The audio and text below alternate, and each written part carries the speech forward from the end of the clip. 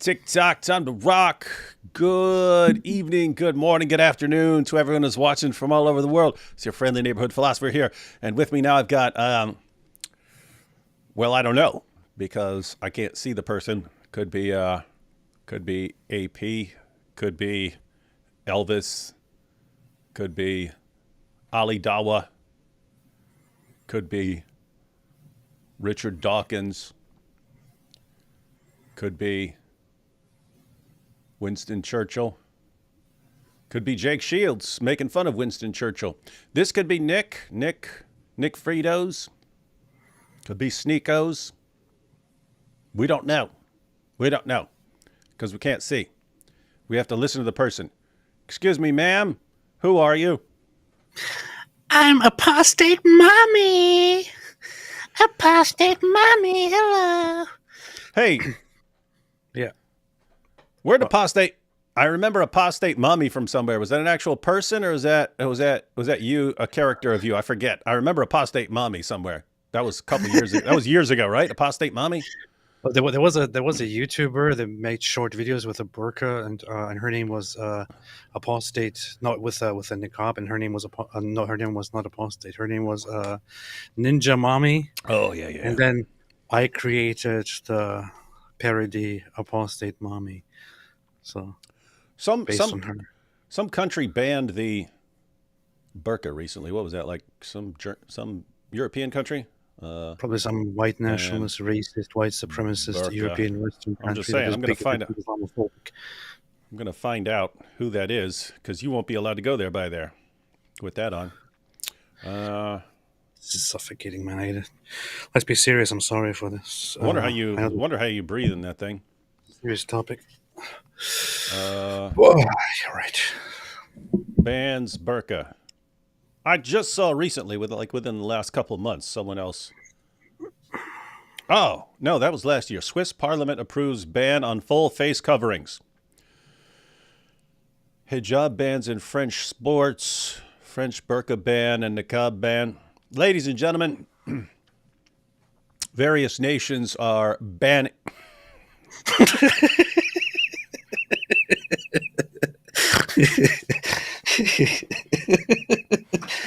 Good reaction. Good.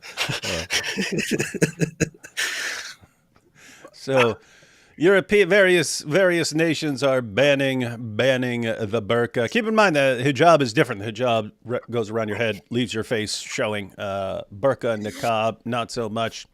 There are various nations banning burqas and niqabs, and there's only one possible explanation, ladies and gentlemen. Ninja phobia. The irrational fear of ninjas is sweeping the globe, and we know that it's a mental disorder because ninjutsu is an assassination art of peace. That's true. Yes. Hey, yo, so we're going to check out this Piers Morgan. What were we just watching by Piers Morgan? We're just watching something by Piers Morgan. Yeah, he was hosting a debate between Candace Owens. Oh, and, yeah. Guys, what are you doing here? What are you doing? I don't know what's going on. You guys are attacking each other just like you do all day, every day on Twitter. I can't believe it. What's going on? Oh, it's kind of funny. So Piers Morgan had Richard Dawkins on, and Piers had recently had on Stephen Meyer, who's a Christian who has written a number of books dealing with biology and various arguments for the existence of God. And since Piers interviewed Stephen Meyer for whatever it was, 30 minutes, 40 minutes, whatever it was, Piers felt quite equipped to take on Richard Dawkins.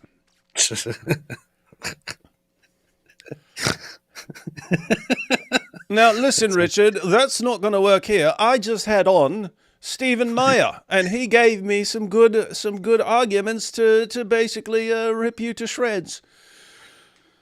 Yeah, so normally if you want a good debate, you'd want someone like Richard Dawkins versus someone like Stephen Meyer, not like versus Piers Morgan. However, that's not the point. I watched, 10 or 12 minutes of it or something like that. But Dawkins was saying some interesting stuff. I wish Piers would have let him. Piers kept interrupting him, but I wish Piers would have let him speak more. 'Cause Richard Dawkins was admitting some really, really interesting stuff. Really interesting stuff. What, Piers Morgan was interrupting him? That can't be right, because he was complaining very much that when Rabbi Shmuley and Ken Days always were interrupting each other. Yeah, guys, you're about to see, but Piers will sit there for 3 minutes, and so my problem is blah blah blah blah blah blah blah, and then so how do you respond to that? Well, I think that, but Richard, that's how it is.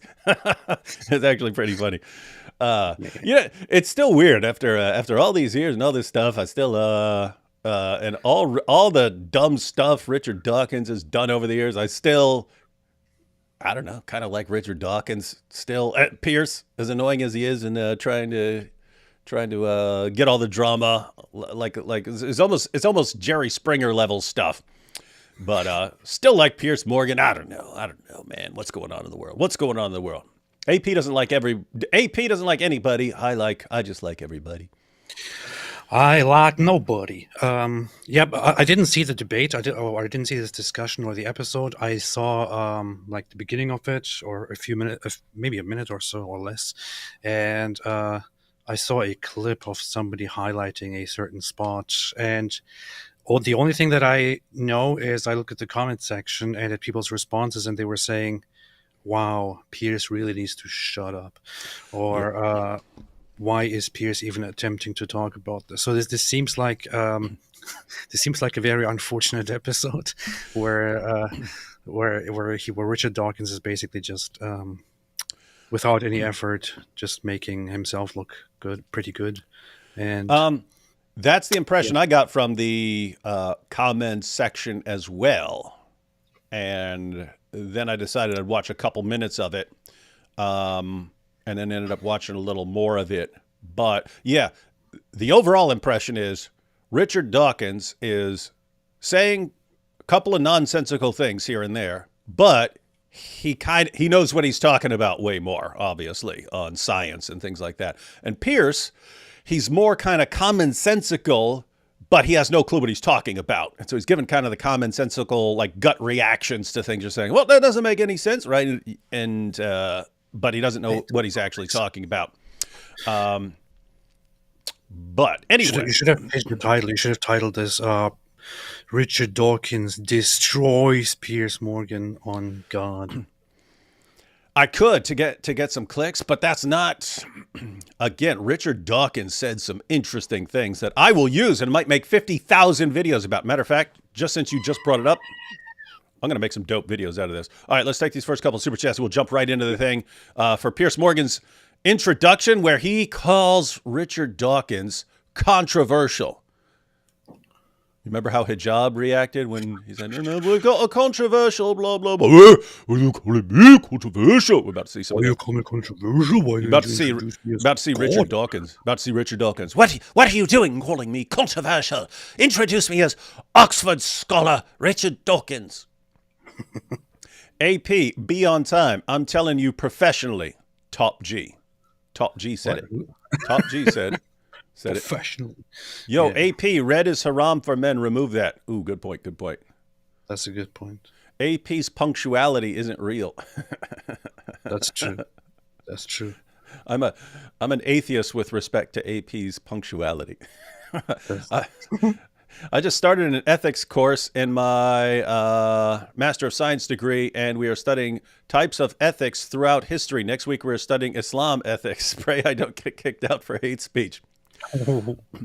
Dangerous. No, ethics in Islam is interesting. It's like an extreme form of divine command theory. Like, people hear divine command theory and they think it's all about like God having to command you, or you don't know something that's right or wrong. That's not what divine command theory is. It's what is the status of our moral obligations? Our moral obligations, what is the ultimate status of these things? And the claim of divine command theory is however God communicated them to you, whether it's through scripture or through natural law or through your conscience, or however it may be, it's ultimately commands of God.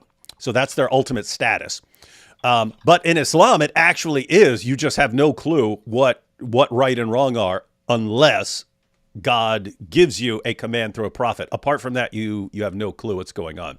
So it's some wild stuff. It's I would say that Islamic ethics is kind of like Pavlov's dog experiment taken to an extreme. Look what you did. You get a virgin. Oh, look what you did. You get a virgin. Good boy, you get a virgin. And keep in mind, we're not just talking about like in paradise. It's like that's how Muhammad was. Ooh, he was really good. Give this guy gives this guy some of the sex captives. Oh, and you get more afterwards. So you spend your entire life psychologically conditioning people to do whatever you want in exchange for getting to bang lots of chicks. Except Pavlov didn't torture the dogs, and in Islam, if you make mistakes, you're supposed to be brutally tortured all the time and all that. As you should be. Josh says, oh, yeah, I already read that. Let's see. Apostate of Allah says, I'm not real because I'm an ex-Muslim. Oh, wait. You're a cockroach. You're a cockroach. You're like a cockroach in a toilet. I'm saying I get all my information from demons, but I won't tell you how. That would be too dangerous, but here's the book I got it from. Shout out to Dresden. Shout out to Dresden, man. Keep crushing it, dude. Keep crushing it. You are potentially a future cause of division in the Ummah. That's the main criteria. When you're looking for dawah influencers for the future, I'm not talking about if you actually want good dawah, if you're a Muslim or something like that. I'm talking about for those of us who want to see the collapse of Islam in the future. The people you want leading the charge in dawah are people, basically narcissists who are going to cause massive division down the road. And you wait until they get more and more popular. They get more and more and more popular, and then they want all the attention for themselves, and then they start blasting away at each other. And can you imagine this guy thrown into the mix with like the other dawah guys? If this guy gets popular enough and starts, no, everyone needs to listen to me. I know the demons. I know the demons. That's it's gonna be powerful stuff. You know, when that guy was talking about demons and talking about how his experience and his encounter with demons led him to Islam, this reminds me of something very powerful that I read in this one book, and I could explain further what the book says and what it was exactly that was so powerful about that book to me, but it would be too long and too much detail, so I don't want to go into it at the present time. However, just around that time when I read that book, I was also undergoing treatment for mental problems because I had just beaten up somebody, and there when I was undergoing treatment, a nurse came to me and said, "Hey, are you okay or not?" And I said, "I'm okay." And that just really changed my worldview, because the choices were just, are you okay or are you not okay? There was no in between. So this means that there either is a God or not. And that this just shows to me that Christianity has all the right answers to everything. Guys, if you don't know what AP was doing, apart from the Christianity part at the end, he sounds exactly like the guy, that Dresden guy from his videos. That's exactly how the guy, and the guy will talk like that for 5 minutes or 10 minutes straight. And then he gets praised.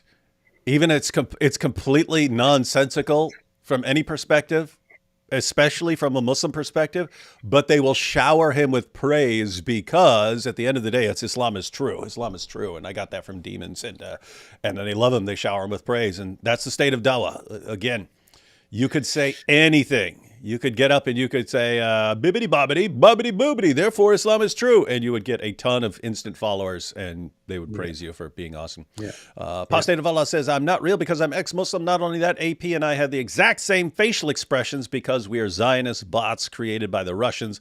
We also scatter when the lights get turned on. That's that's the roaches. Except for that, you always get that one roach that like freezes, like no one's going to see him. Like, who was that? Was that Chappelle? He started going, he can't see me. He can't see me. I'm Ninja Roach. Yeah, and then the facial expressions. This guy said all ex-Muslims have the exact same mannerisms and exact same facial expressions because they all have the same demon controlling them. Cult says, I saw you with that demon summoning guy. I met demons while making content for my channel on GoTo. Bet you did. Last week, I saw a Muslim woman talking on the phone, and she had the phone tucked under her hijab, hands-free. I might convert, to be honest. That's a good idea. Powerful, powerful stuff. Powerful, powerful stuff. No comment there. Tajikistan bans hijab to promote ancient culture. Is that true? They did well. They have it is split. I think the country has a Muslim majority, but they have this very anti Arab anti-Islamist stance where they brought certain restrictions on what people can wear and can't wear, and I think they banned hijab in certain circumstances or in all places. I'm not entirely sure right now about the details. You might want to look that up in order to bring back proper Tajik cultural appearances and all that. It's an interesting move. Hey, this is interesting because there are countries that, again, ban the burqa, the full face covering, not the hijab. Every article I just pulled up says banning hijab. They actually went to hijab, so you can't have a wow. That's for the record, guys. I think the burqa bans are debatable. Like I really don't like governments saying you can't wear this or that. I do get the responses like how do you identify people or something like that, or that. Looking in someone's face is actually important for communication, things like that. So I get that. So I consider it debatable. I'm definitely not a fan of saying you can't wear something around your head. That's creepy to me. But it's kind of funny. This is one of those instances. Tajikistan was one of those countries that had a communist influence in the past, but aside from that have this interesting mindset, and you find this in certain cultures that are of Turkic and Persian origin. I don't know, Turkey, Turkmenistan, Azerbaijan, Tajikistan, Iran, in a way, where they have this harsh insistence on imposing secular things and a rejection of political Islam and Islam in appearance. The country, Tajikistan, I'm just checking the demographics. So by self-identification, over 90% of the country are supposedly Muslims, but but hijab is just is not popular and it's not wanted. Interesting. It's a funny mix. That is interesting stuff. Let's see. We have Candace here. D Wood, Daily Wire. How's your throat condition? Are the Jews behind that? Yes, the Jews are behind everything. The Jews are behind everything. I don't know even why we'd be wondering that at this point. Just ask Jake Shields. Ethics in Islam is like Top G talking women's rights.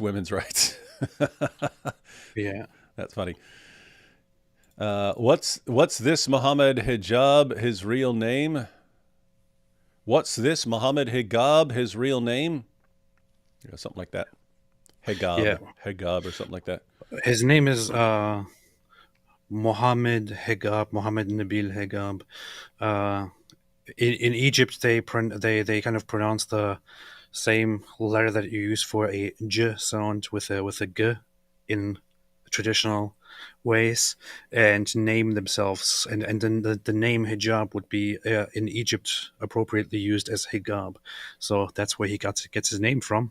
His name is then Muhammad Nabil Hijab, but he just switches it and uses the Islamic way. That's what they do. Is that because of what that video is saying, that there was some scheme going on, or you think it's just to keep people? Because some people don't like using their real names because they don't want people like they want to be able to distance themselves in the future from stuff they did in the past if they get too out of line. I don't know with him. He's too recognizable. It's not like he could ever go and blend in and disappear or something, right? The guy's like 6'8". It could be. So Muhammad Hijab was exposed as having run a scam in the past, where he was selling fake certificates to people in Egypt, and it's just for very high prices, labeling them as Cambridge, but has nothing to do with Cambridge at all. Who doesn't do that? That just came out, and then that is a theory that he might have gone for the name change because of that. He's also recently caught editing online stuff that leads back to it, but he's not talking about it.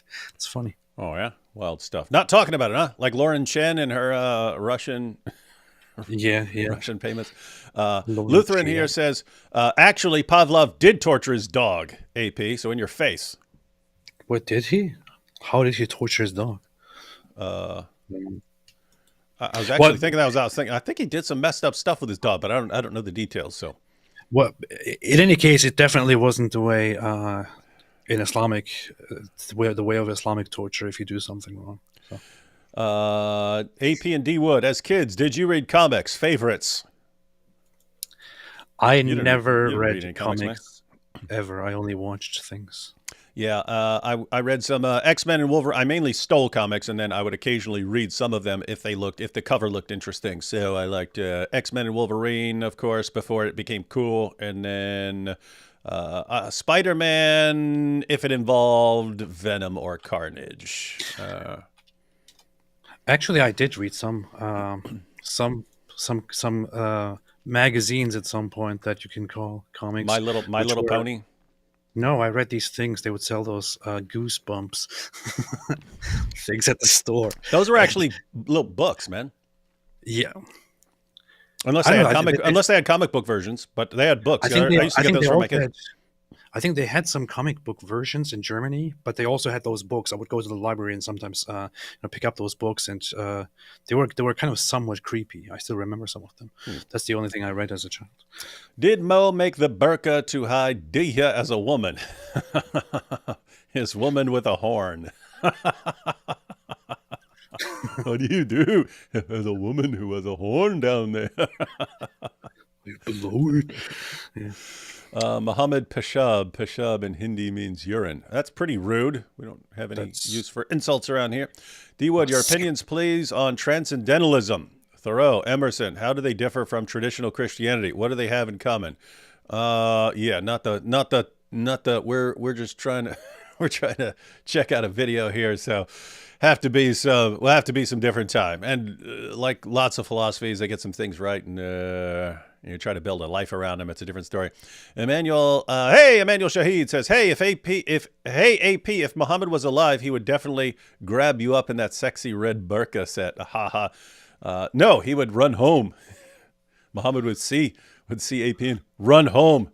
And be like, Aisha, help! Aisha, I just saw. Where's Aisha? Oh no, Aisha's not here. Where's Zainab? Oh no, she's covered in camel intestines. Anyway, I don't care. Come here. Come here. I have to bang you. I'll have to bang you. Awful Falafel says, can you guys have a look at Randall Rouser's recent video on Christian apologists criticizing Islam? I'd love to have your opinions. It's 10 minutes long. Thanks. Randall Rouser has always seemed like a pretty douchey guy to me. What? I wouldn't mind checking that out. He's always like... He's one of those guys who complains about everyone else nonstop. Everyone else is doing stuff wrong, and he's the only one who's right. And one time, I remember I was reading something by him once. I was like, "This isn't very impressive, man. You need better stuff than this." But I wasn't going to call him out or anything because of that. But then one day I said something about, hey, how come no one's talking about all these? This is like 10 years ago or something like that. I was like, hey, how come? Wait, when were the? It was when the Black Lives Matter protests were starting, and I was going, hey, look, another 100 and some Nigerians were slaughtered here. How come no one's protesting that? And he responded in a tweet, and he goes, and now no one ever will because of you bringing this up as a criticism. Now I'm thinking, you seriously think someone's going to be like, well, I'm never going to protest that? I was about to, but since David Wood posted this tweet, anyway, so I was like, what's wrong with this guy? But yeah, I've never seen anything good from that guy. But I wouldn't mind checking it out. So we will try. I'm going to make that a point. I'm going to check it out. And he has very unorthodox Christian theology and views. I debated him in the past, actually. Randall Rouser. Which is quite fun. Yeah. Yeah. So that's back when you were an atheist, but here's the weird part. There's like part of me is like, I hope you crushed him, but no, you're an atheist and he's a Christian. It's a hard call. Like, what do you do? If it makes you feel better, I had debates or discussions with several Christians, and he was on the quite weak side, in my opinion. And people generally thought that as well. That sounds like him. D Wood, did you meet Sons of Anarchy types in prison? Oh yeah. Indeed, they were not the biggest group there. It was weird. The biggest group, as far as someone you might need to look out for when I was there, were 5%ers. 5%ers. That's a radical offshoot of the Nation of Islam. So you have Islam, then you have a weird cult-like offshoot of the Nation of Islam. Offshoot of Islam, the Nation of Islam. And then you had a weird offshoot of that called the 5%. And that was, but yeah, you had definitely had Sons of Anarchy types. Dawa doesn't mean what actually happened.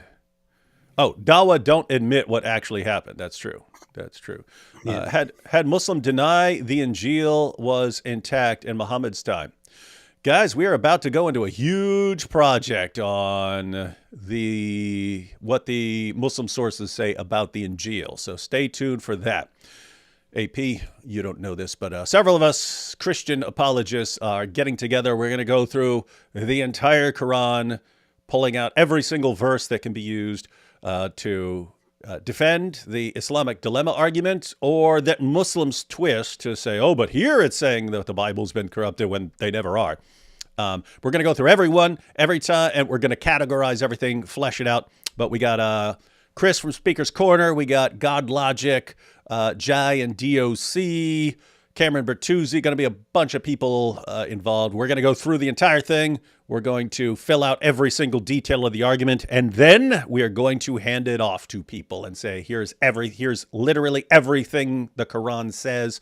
It's all laid out for you. Here's every single verse a Muslim could use to say that the Quran is not affirming the Bible, and hear what the commentaries say. You can destroy it. Everyone is going to go from you're going to have thousands of Christians suddenly go from novice to expert level overnight, and the dawah will never recover, ever.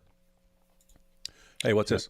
Mo Peshab incited hate against Hindus in the UK. Oh, yeah, we all remember those videos. It was not pretty. It was marching through the streets trying to intimidate everyone. Hey, respect Muhammad Hijab, man. Yeah, he's cool. AP, when you were in Germany, did you visit other countries? What were your... Hey, Abu, look, man, you can't, change the entire topic. We're trying to zoom through some super chats to get them out the way. AP, what's your short answer? Did you visit other countries? I'm guessing Turkey.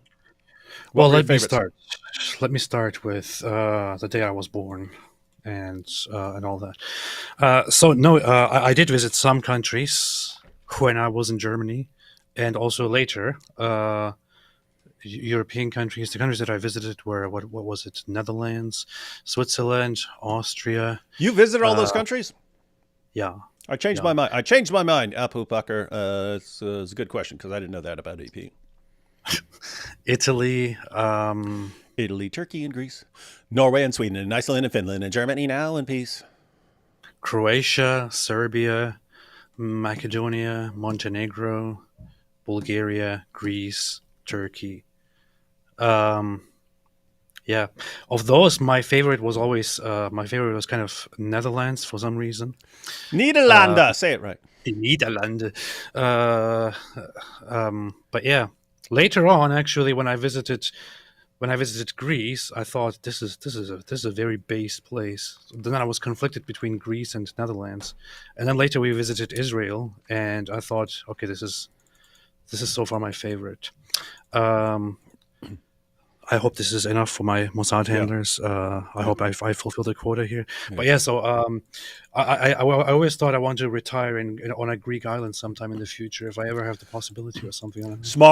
Smart. Hey, we can get places right beside each other because that's something I would like as well. The island of Crete.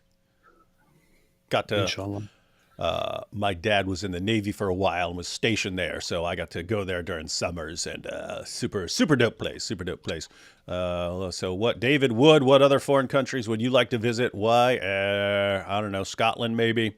I've been to Italy, but never for a long time. I basically like castle stuff and ruins, ancient ruin stuff. So I've been to the Acropolis in Athens and so on, but I like stuff like that, ancient ruins, castles, and then biblical sites. Those are the things I like. So any of the places that are like that. Wait, I forgot. I also went to Romania and to Iraq. That's it. Okay. And Israel. I wouldn't mind going to Israel 2 or 3 times a year for the next 10 years, and then I will probably have seen everything thoroughly. Joshua says, remember, AP, even if you and the other cockroaches are in the toilet, nothing makes water impure, absolutely nothing. And God is not fond of goats. Leviticus 17:7. That's about the goat deities people were worshiping. Grace said Richard Carrier destroyed Randall Rouser in debate. That would not be surprising. You guys missed my joke. Peshab equals urine. We totally got that joke. We totally got the joke. You said it means urine, and then you used it in a follow-up comment. So yeah, we got that. I didn't miss it. Just because I didn't draw attention to it again doesn't mean I didn't get it. We got it. All right, everyone. Let's go ahead and jump into this powerful debate where Piers Morgan absolutely. Oh my God. I just took the transcript of the video by Randall Rouser and actually put it into a system to normalize it and to turn it into paragraphs, and I'm checking it right now, and it's pretty awful. He's basically saying that the idea that Islam is inherently intolerant and dangerous. That's his new one. Simplistic and ignores that Christianity at some point also was just like Islam, but Christianity has changed and so on. It's a very, very big BS narrative. Yeah, this is his new one. He published it like 2 days ago or so. Yeah, we will check that out. We will definitely check that out. Hey, yo, AP, I'm going to be out of town, going to El Paso next weekend, heading there Friday. Apologetics You're going conference. To Mexico? Why are you going to Mexico? El Paso, man, Texas. So why does it have a Spanish name if it's in America? I don't know. It's always been American forever. Okay. So head to El Paso for a one-day apologetics conference. Anyone in El Paso, be sure to come check it out. And then stay away from the cartels, though. Don't get into the cartel business and stuff. Stay safe in Mexico. And then so I'll be coming back Sunday. I don't even know if I'm going to be back in time to go live on Sunday. So we might want to hit a couple. Hey, we got a debate coming up this week. Got the Trump versus Harris debate coming up this week. We might want to cover that. We could cover that, and we could go through at a different time this week. We could go through Randall Rouser's obviously terrible video. I haven't watched it yet, but I'm anticipating based on the little bit I know about him, and based on the little bit that AP just looked up, probably terrible, idiotic nonsense. I'm late in the live stream, so forgive if this has been asked already. But D Wood the hair, what gives? Where have you been, Paolo? Go to, after this, not now, after the stream, go to Act 17 Polemics and look up the latest video there where I explain exactly why I'm cutting my hair. Why would I need to explain it now? And we have Issa here saying, AP, looking forward to seeing you on the 14th. D Wood. What's on the 14th? Inshallah. Oh, yeah, we have a debate, actually. Me and God Logic against Issa and some other guy. You and God Logic? Yeah. What are you guys debating? I think it's Islam true. Oh, okay. Really? That's awesome. Yeah. Oh, awesome. That's actually really cool. And here's a weird situation where AP's an annoying, trash talking jerk, and Issa's really nice. So it's kind of like the same situation. Like, I hope Issa does really well, but he's defending Islam. I hope he gets crushed. Weird situations. Inshallah. And no, hey, Paulo. Short answer is there are all these hadiths where Muhammad says that even if a girl gets sick and her hair falls out because of some illness, then and she puts on fake hair, Allah and Muhammad curse whoever makes the wig for her and the one who and the girl for wearing the wig. So he curses people for putting on a wig if your hair falls out because of an illness. Anyway, there are organizations called Wigs for Kids and Locks of Love that make wigs for like cancer patients, kids who are going through chemo and stuff like that. Anyway, you can chop all your hair off and donate it. So anyway, that's what I did. But I made the video while I'm shaving. I made a video while I'm shaving my head, and I'm talking about all these passages to expose that, because I've always wondered, why is this not? People know a lot of criticisms about Muhammad now, but almost no one knows about that one. So I thought it would be good to add to people's arsenals. Sounds pretty based. It is based. Who says Mo Peshab upon one another? That's what they do. And Celeria, salutations, AP. Dr. Wood, would you care to look at some of my more recent work and see how much you think I've improved since last time? We will do that. We should have a show where we just go through some of the people in the chat who actually make content. There are several of them. And there are several who are kind of new and getting started, but would be good. We'll do that. We'll have 1 or 2 episodes where we just watch other people's stuff. And that'll be super cool and super dope. All right, man. All right, we ready to go? Last super chat here, and Beatrice says, "Is it possible to watch the speeches from Unapologetic online?" I do not know. I don't recall ever working with them before, so I'm not sure. I'm not sure if they posted or if they have a YouTube channel or not. So that might be something to check out. But I'll ask while I'm there.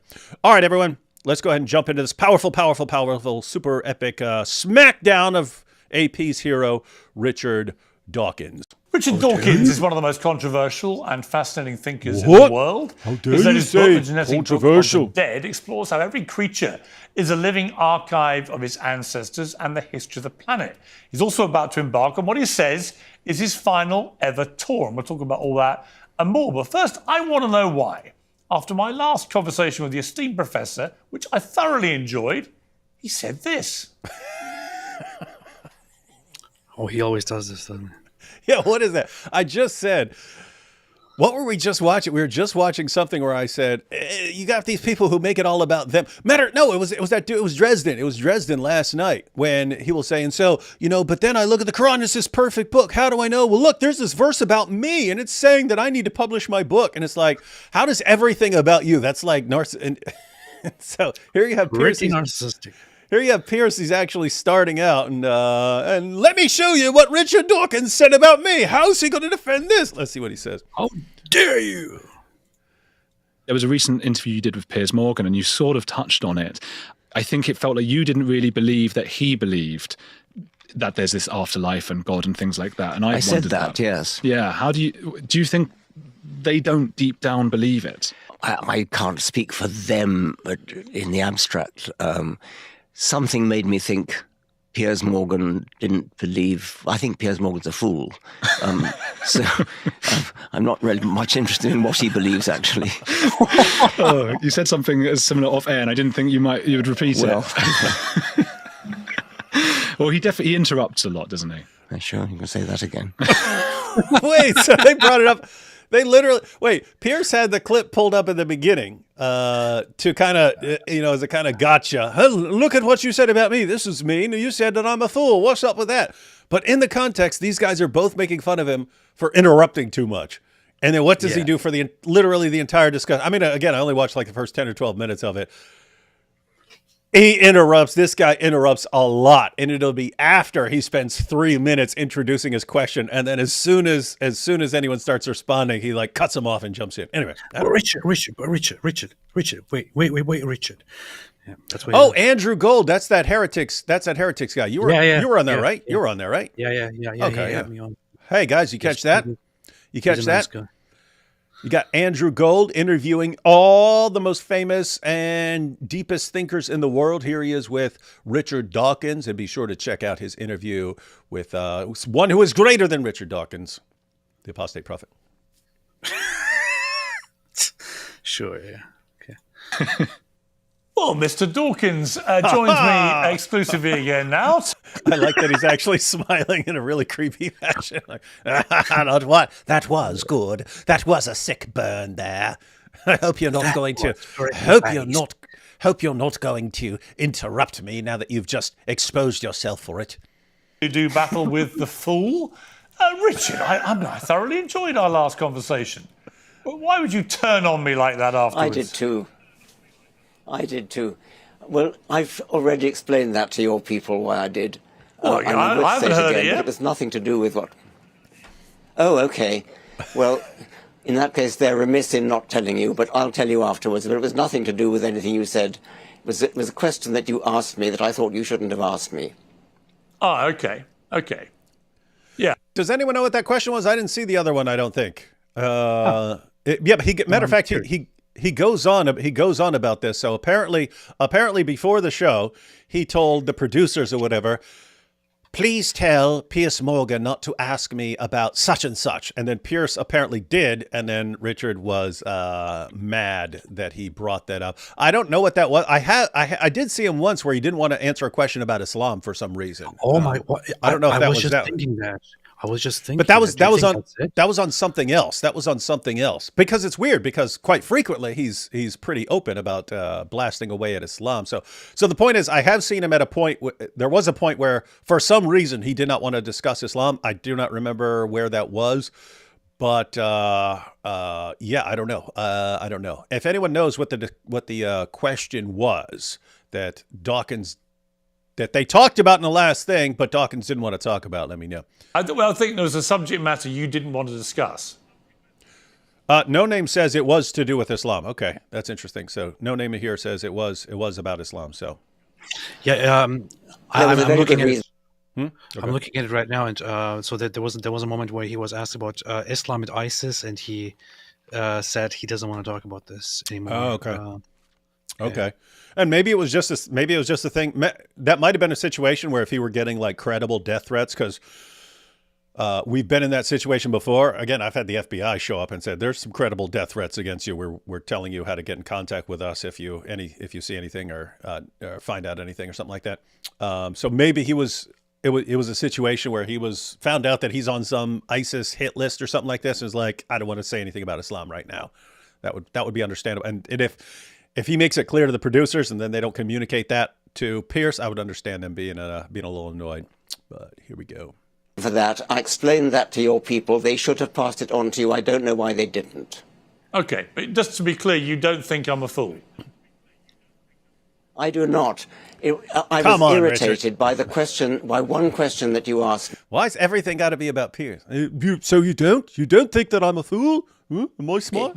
Which I think should not have been, and I simply forgot to ask you not to ask it. I nearly always do ask you not to ask that question. Okay, well, we can move forward in the spirit of finally mutual non-foolishness. Let's move forward. Finally, and for the record, Piers, I don't think you're a fool either. I just think you interrupt too much and that you like drama and pretend not to like drama on your show.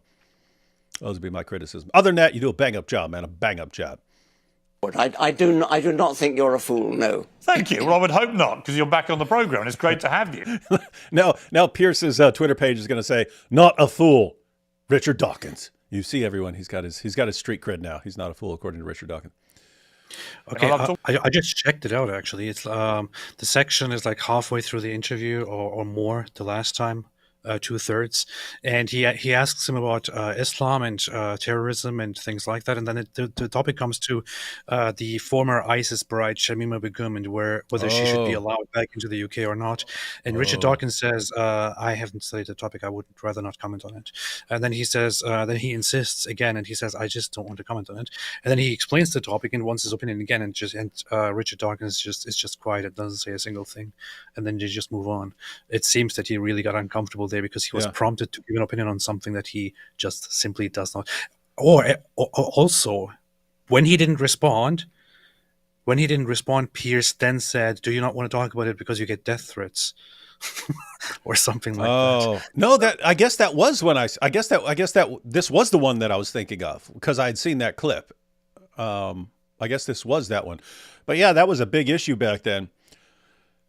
And that was another issue where you can argue that in either way, whether Shamima Begum should be brought back to the UK. You can be completely sane and make a case either way. You could say, nope, she left, went and joined a foreign terrorist group, and we're never taking her back because there was a loophole. If your parents were from such and such or blah, blah, blah, blah, blah, then they did not.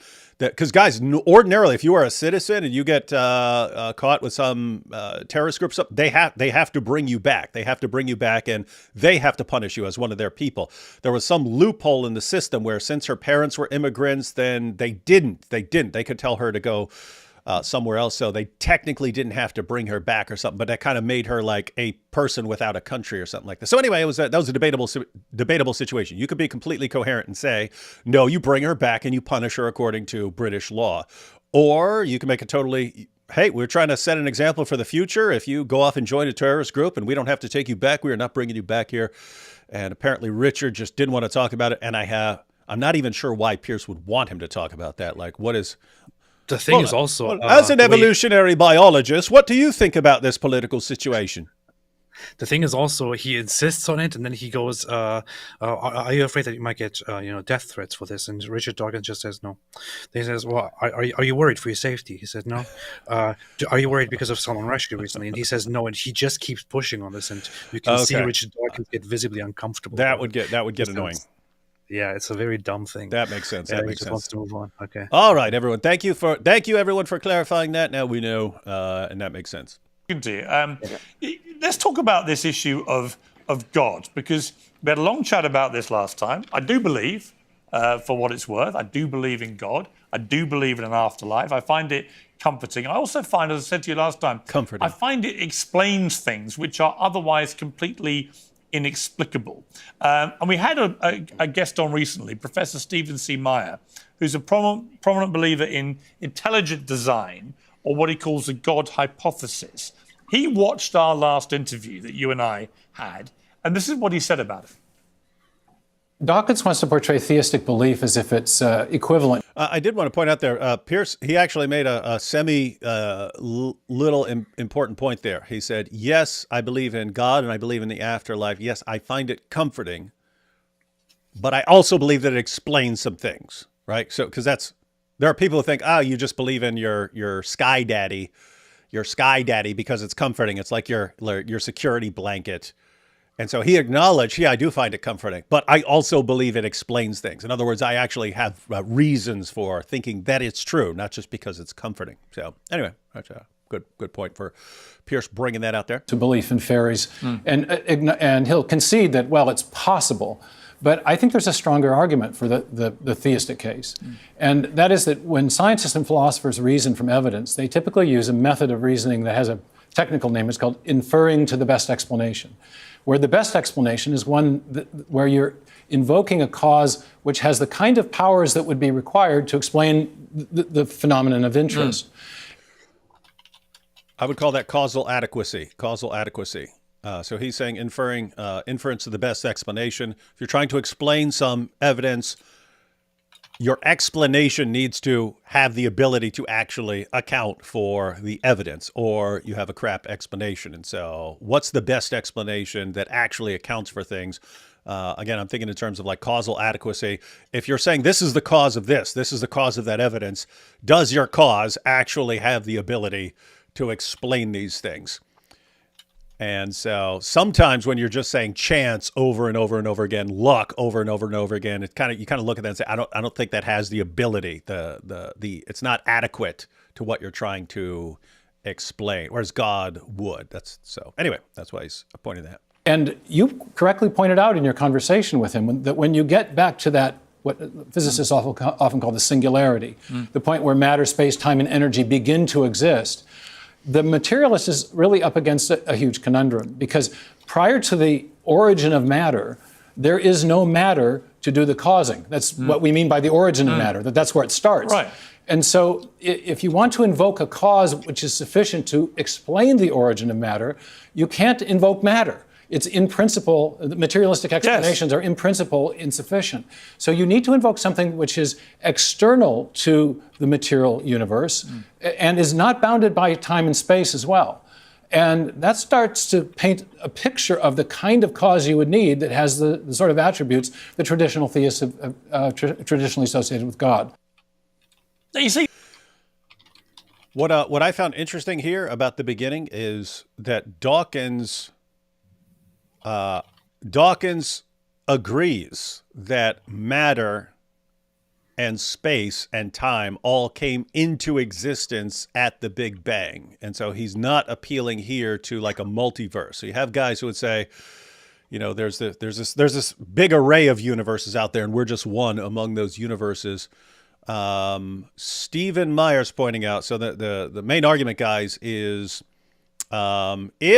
if matter and time and space all came into existence with our universe, then you need if you're talking about a cause of the universe, what caused our universe, and it has to be causally adequate, you're saying something has the ability to cause our universe to come into existence, and it's immaterial because matter cannot be part of your explanation. It's somehow timeless because time comes into existence, and it's spaceless. And when you say something immaterial beyond or outside of time and beyond or outside of space or something like that, and yet it has the ability, the power to bring a universe into existence, the argument is that starts sounding an awful lot like what people have always called God. And so let's see how Richard Dawkins responds to this. Richard Dawkins, this is the nub of, I think, my whole issue with your position on this. And you can respond, obviously, to what you just heard in a moment. But given your new book is about the genetic book of the dead, and it effectively takes us from here to in perpetuity on a genetic trail where each part of existence feeds the next and so on. And I totally subscribe to that. The genome of every body and every organization and so on creates, as you say, a comprehensive dossier on all the world as it moves forward. I get it. But when you go back to the very start, what is there before that? And that, I think I asked you last time, and Professor Meyer brought that up again as being the flaw in your position, which is what is there before it starts? What is nothing? I can go and check. What? Huh? You I can go and check what is before. Yeah. What is nothing? Yeah. So guys, this is a problem Piers is about to have. He starts confusing arguments for the origin of life with arguments for the origin of the universe, and he seems to just go back and forth between them like they're the same thing. Guys, those are very, very different things, and so a bit of Dawkins' response is trying to get Piers to understand you're talking about completely different things right there. But anyway, guys, so look at Richard Dawkins' face. Yeah, well, I think he's realizing, wait a minute, you don't get it. You don't get it, do you? He actually makes some very interesting admissions here, because again, you do have people who go like to multiverse. If you don't go with that and you think that the universe actually begins all these things, then you have to give different kinds of answers. But check this out, AP. Prepare to have your mind blown by how quickly Piers will interrupt him whenever he's talking. Let's see. This is a question for a physicist, not a biologist, but what I would answer to Professor Meyer is that we need to explain complexity in terms of simplicity. And of course it's true that I cannot say what was there before the Big Bang.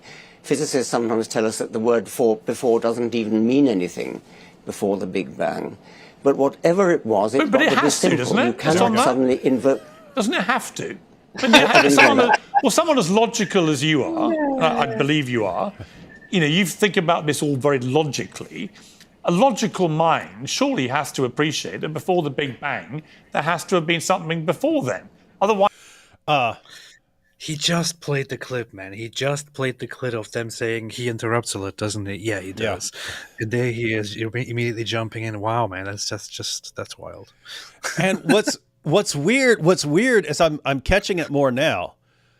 Piers is actually making important points, but no one will ever get it because he comes across as this interrupting guy who doesn't understand what he's saying. But right there, the relevant portion of what Piers just said is when he was saying logically you would have to conclude this. And the reason that's important is because, so what Dawkins is saying, guys, is wait, if time comes into existence with the Big Bang, then it makes no sense to use the word before. Before is a temporal word, the before and after. If there is no time, you can't even, that's incoherent. It's incoherent to be talking about before when there is no time. And so he's saying physicists, these would be the physicists who believe that everything comes into existence with the Big Bang. He's saying physicists will tell you before makes no sense. It doesn't make any sense to talk about the word, to even use the word before. But what Piers possibly unwittingly did when he was saying logically it would go like this. Logically, it would go like this. Ladies and gentlemen, either the universe has existed for all eternity, so it goes back forever, for all eternity, or it had a beginning. It's one or the other. It goes back for eternity, or it has some kind of beginning. So those would be those would be your alternatives. Pick one, right? And you could argue I got the balloons there because I'm doing the peace sign. You could argue mathematically or philosophically or scientifically that the universe has a beginning. It can't go back for forever, for an infinite amount of time. So you can kind of rule out one, then you have a disjunctive syllogism, and logically you conclude that the universe had a beginning. Then once you acknowledge that the universe has a beginning, you set up another disjunctive syllogism. You say if the universe had a beginning, then it's either caused or it's uncaused. It's caused or it's uncaused. And unless you want to say it's uncaused, a universe came into existence uncaused, then logically, as Piers was just saying, logically you'd have to say there's some sort of cause. So what's the cause of the universe? You'd have to be talking about a cause of the universe. So Piers kind of accidentally there is saying, hey, logically you have to have an explanation because, again, what Richard's saying is scientists would say it doesn't make any sense to talk like that. It's like it's beyond everything. We have no understanding of how that would work, and therefore we just have to remain silent on it. But you can't talk about cause and effect. So that's what yeah, of course you can say all you want. There's something that Richard Dawkins does, which is actually annoying here, where he appeals to this blurring of the whole conversation that some of those scientists that he's referring to often do.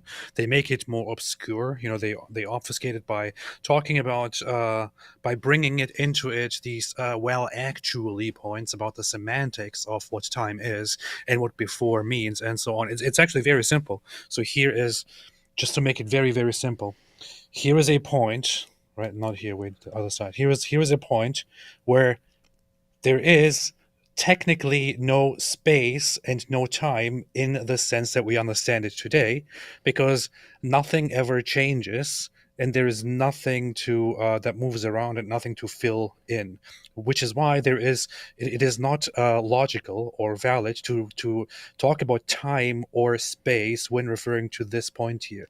But after that, at some point here, suddenly the universe starts expanding and time and space as we know it starts developing and coming into existence and making sense. Now they're saying, oh, before that there was no time and space. Okay, technically, yes, we get it. Technically, we get it. That's true. But however, that muddies the conversation. That is completely irrelevant and sounds like something you say when you want to sound smart, right? Because if we are going to talk about a sequence of events, technically before this here, before the expansion started, before the universe came into existence, before that there still was another state. Whether you want to apply time and space there or not does not really matter. Before that there was something. What was there?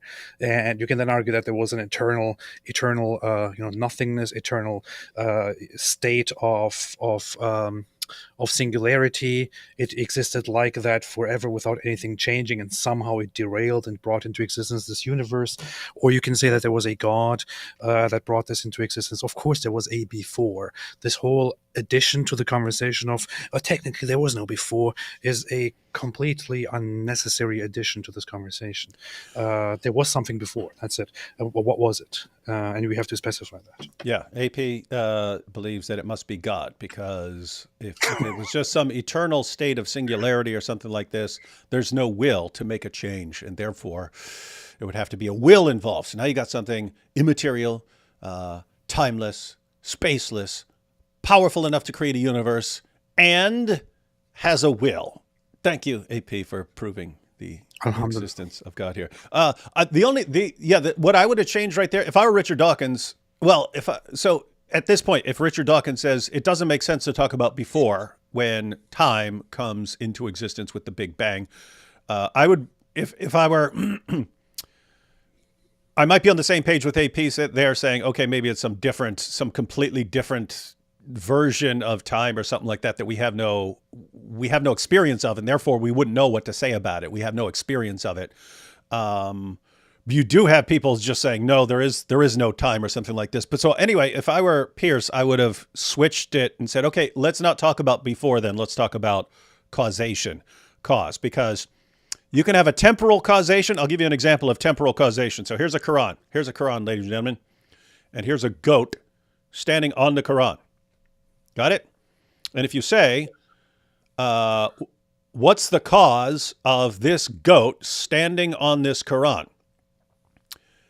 You could talk about two completely different kinds of causes here. One is temporal, and that would be, why is the goat standing on the Quran? Because several seconds ago I put the goat on the Quran. That's temporal.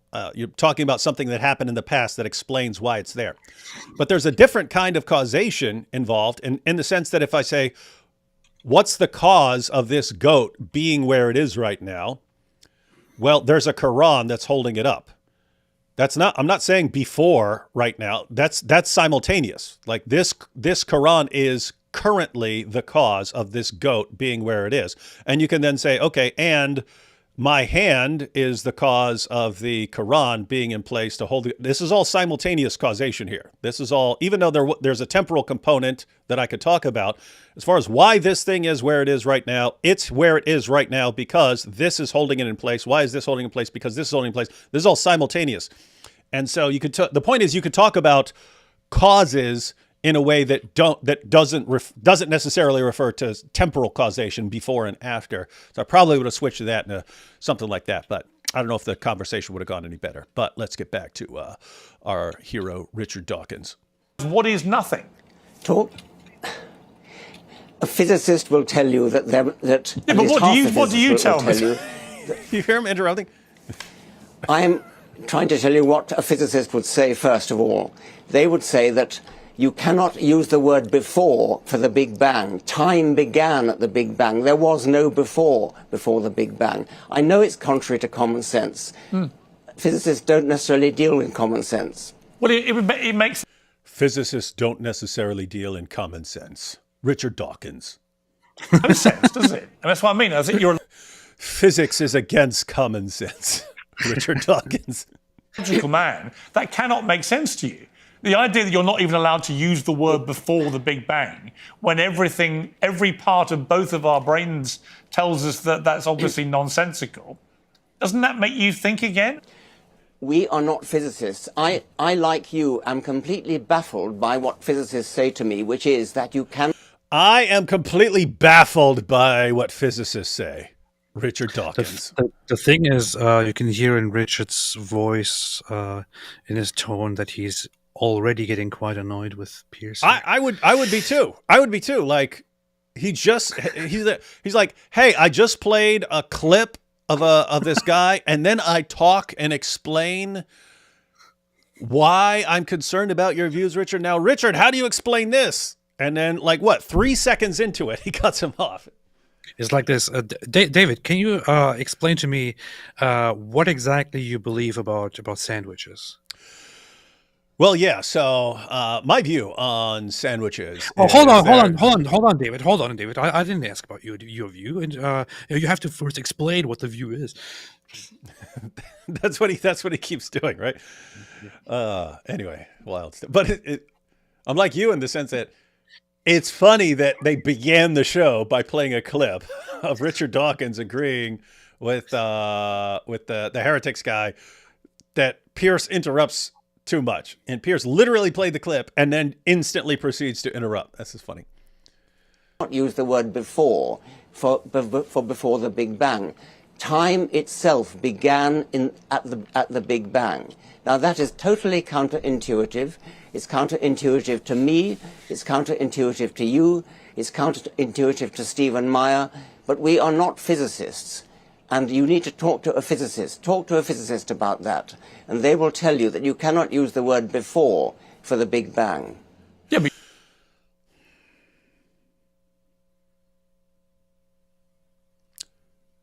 There's a guy who's been debating this for many, many years, and at the end of it all, it's completely counterintuitive, but we can't understand it. Only physicists can, and they'll say you can't talk about the word before.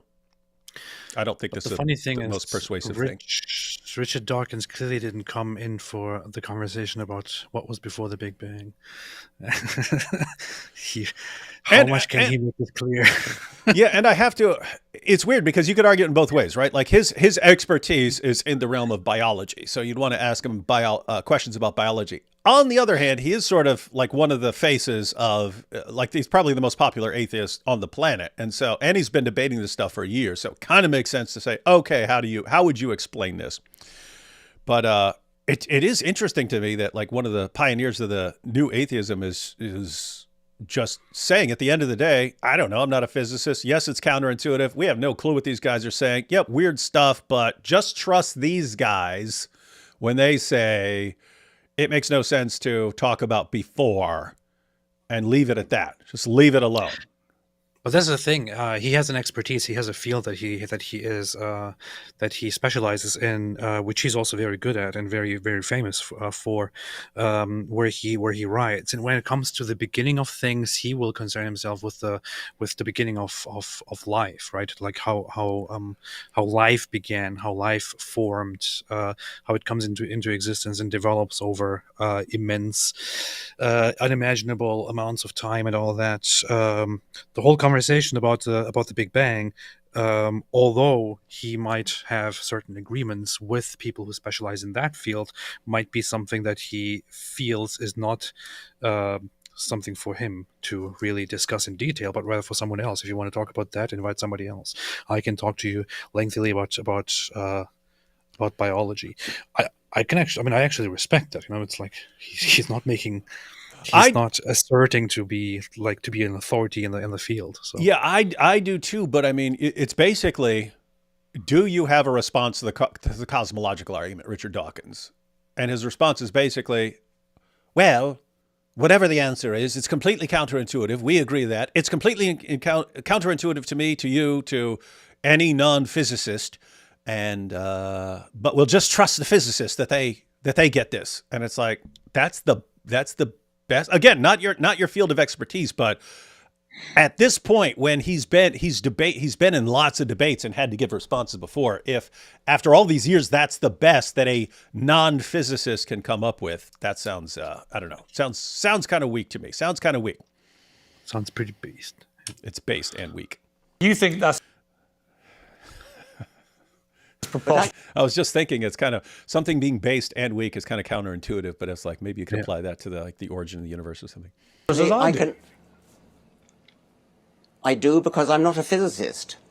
You've just written a book as a biologist called The Genetic Book of the Dead, in which you talk about the body and the genome, comprehensive dossiers and so on. So you're prepared to expound a philosophy based on that as a biologist, which I completely respect, and it makes perfect sense. The book makes perfect sense the way that you have written it. But why would you then think that a physicist cannot be contradicted just simply because they're a physicist? I can contradict what you say as a biologist. No, you really aren't getting it. I'm so sorry. Yeah, so Piers... that didn't make any sense. Yeah, I can't make any sense of what he just said there. Yeah, and this is why I say he starts confusing the two things. So, guys, you have physics. You're talking about the origin of the universe, right? You're talking about cosmology and so on. And then you have the origin of life. That's biology. Dawkins is an expert in biology, evolutionary biology in particular. But Dawkins is an expert in biology. So he's written multiple books on evolutionary biology. And Piers just said, hey, you're talking about things, and I can contradict you, but you're saying I can't contradict a physicist. Whereas it's kind of not what Dawkins is saying. He's saying we don't understand what these guys are talking about, and therefore we have a problem here. We can't, like, so for instance, if an explanation, let's suppose it's not physics, let's suppose it was just mathematics. If an answer could only be given in terms of like calculus, and you had no comprehension of calculus, you don't know anything beyond basic like arithmetic, and they said the answer can only be understood in calculus. There's kind of nothing you could do at that point because you would not understand the answer. It's not saying you can't challenge us. You're going to say you're not it's outside the realm of your understanding. You can't understand the response. So there are things like that where if you do not know anything about the field, you're not going to be able to understand the topic. However, it's weird because you kind of agree with Piers to an extent, in the sense that if you're just talking about before the Big Bang and why this can't be said, yeah, I understand there's all sorts of stuff in physics that I can't comprehend. I feel like you should be able to explain that in some way, that at least, I can start seeing the direction where you're going. What are you talking about? Why can't I say before? Just break that down for me. Yeah, I'm not going to understand all of cosmology. Just break that point down. Break it. But watch. He's going to be confusing a lot of stuff here. Modern physics is exceedingly mysterious. It really is. I mean, have you tried to read some of the difficult modern physics books? It really is very difficult to understand. Mm-hmm. And intuition doesn't do it. Yep. You cannot use human intuition. Human intuition was built up by evolution over many millions of years to survive on the African plain. This is what I found interesting. Let me rewind this. This is when I was watching this, it was interesting because this is the basis of a different kind of argument. He's not using this as what's called the evolutionary argument against naturalism. He's not using this as the evolutionary argument against, what the heck? AP was having a technical difficulty messing with his earphones, then he said hello, so he cut out. So anyway, but you have what's called the evolutionary argument against naturalism, which is the claim that how do we explain our cognitive faculties, our reasoning ability, and so on? How did we arrive at them? Well, Christians would believe that we're created for this. We're created. We have our cognitive faculties because we're created in the image of God. We're created to do this kind of thinking. From an atheistic evolutionary perspective, the only way you arrived at your cognitive faculties was sort of biological trial and error over a long period of time. How did you get your cognitive faculties? Well, they developed by mutation and then natural selection acting on it. So selecting abilities that helped you do what? Your cognitive faculties were selected based on how well they help you survive and reproduce. That's what natural selection does. If your cognitive faculties help you survive better, then you have an advantage. So that's how you got to these abilities. But if you take that as the explanation of how you arrived at your cognitive faculties, the question then becomes, can I trust my cognitive faculties for things like cosmology or philosophy or theology? And you could make a persuasive case that you shouldn't, because they weren't made for that sort of thing. They were made for building a spear, finding a mate, things like that. Those are what your cognitive faculties like reason, memory, things like that. Your cognitive faculties were selected because they help you find food, find a mate, respond to danger. Can you trust something like that with philosophy, cosmology, things like that? Some would argue no, and therefore you have a problem trusting your cognitive faculties with these sorts of things. Here's AP back. You hear me? I died. You good? Yeah. Yeah, we just broke down how powerful atheism is. Beast. No, I broke down. It's weird because Dawkins was talking about. Dawkins was talking. He's making a point saying, "Hey, you're Piers, you find it odd that I'm saying we can't understand certain things. Our brains were not made for those things. That's why it's so difficult to understand." Guess what? From an atheistic perspective, he's right. Your cognitive faculties were selected because they help you survive and reproduce, not because they get you to the ultimate truth about the origin of the universe or something like that. So anyway, what I was pointing out was that's actually the basis of a kind of argument against naturalism, that our cognitive faculties are not selected to be able to do this kind of things, and therefore we can't trust them with these kinds of things.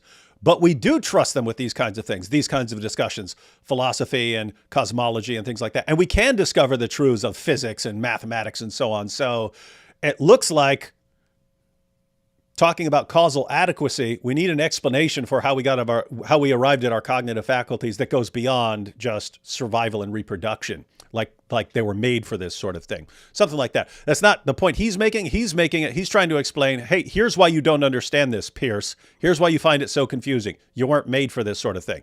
And anyway, let me back that up because it's a very important part. I wouldn't mind making intuition doesn't do video it. about that. You cannot use human intuition. Human intuition was built up by evolution over. You cannot use human intuition. Richard Dawkins. It would be fun to misquote him on anything. Okay, let me back Human up. intuition. Human intuition was built up by evolution over many millions of years to survive on the African plain, hunting and gathering, looking for water holes, looking for mates, and so on. Our brains were not built to understand the profundities of the origin of the universe, the end of the universe, the kind of things that physicists deal with. I think it's actually amazing that at least some human brains are capable of dealing with this kind of stuff. My brain isn't, and nor is yours. No, but that's my point, though. I wish it were. What you talk about my brain? What you talk about my brain? What you say about my brain, bro? What you say about my brain, cuz? That would be funny. Wait, that would be funny if there was a Key and Peele sketch where a guy goes in to a doctor to get the prognosis about his sick mother, and the doctor says, we have a problem. Your mother is very overweight. He's like, oh, well, your mama's so fat. And he starts going, he thinks it's a battle about your mama jokes when the guy's trying to give him a diagnosis. But it would be funny if Piers started doing that. Oh, so now you're attacking brains. Hey, well, all right. And then he just started insulting a bunch of insults. That'd be funny. But anyway, so yeah, Dawkins' defense there of his point is your brain is not made to understand the beginning of the universe. It's amazing that there are some brains that do understand that, but we're not among them. You're a poo-poo brain. Yeah, your brain is garbage. That could be the thumbnail. Your brain sucks. Well, yeah, I wish both our brains could. But the truth is, it's because the human brain can't comprehend this, including, I don't think, any physicist. Because the moment they say you can't have before the Big Bang, they lose me completely just on a common sense perspective. Actually, Piers made a good point right there. When he says, I don't even think the physicists understand this, he's right. You can have a physicist saying, okay, guys, again, if you're in the strong sense of time, space, everything that comes into existence with the Big Bang, we cannot talk about before and so on. You can say those things as okay, in other words, the physicist would say the exact same thing. I don't get this. This is just how it works. It's just how it works. This is all our evidence points to this, and we cannot understand what happens back then. It's just our brains are not made for that sort of thing. In other words, the physicist's response is not going to be very far beyond what Dawkins is saying. Well, that's kind of what I was pointing out earlier, which is on two levels. The whole physicist response, which Richard Dawkins appeals to, is something that is not satisfying, and also that doesn't really deal with the actual question that is being asked, because it gets to a technicality of what actually time means and what before actually means. And yeah, people want to talk about it. People want to ask questions about it. And it's hard to accept a response like, we can't talk about it. We don't understand it. There is no definition to it. And that's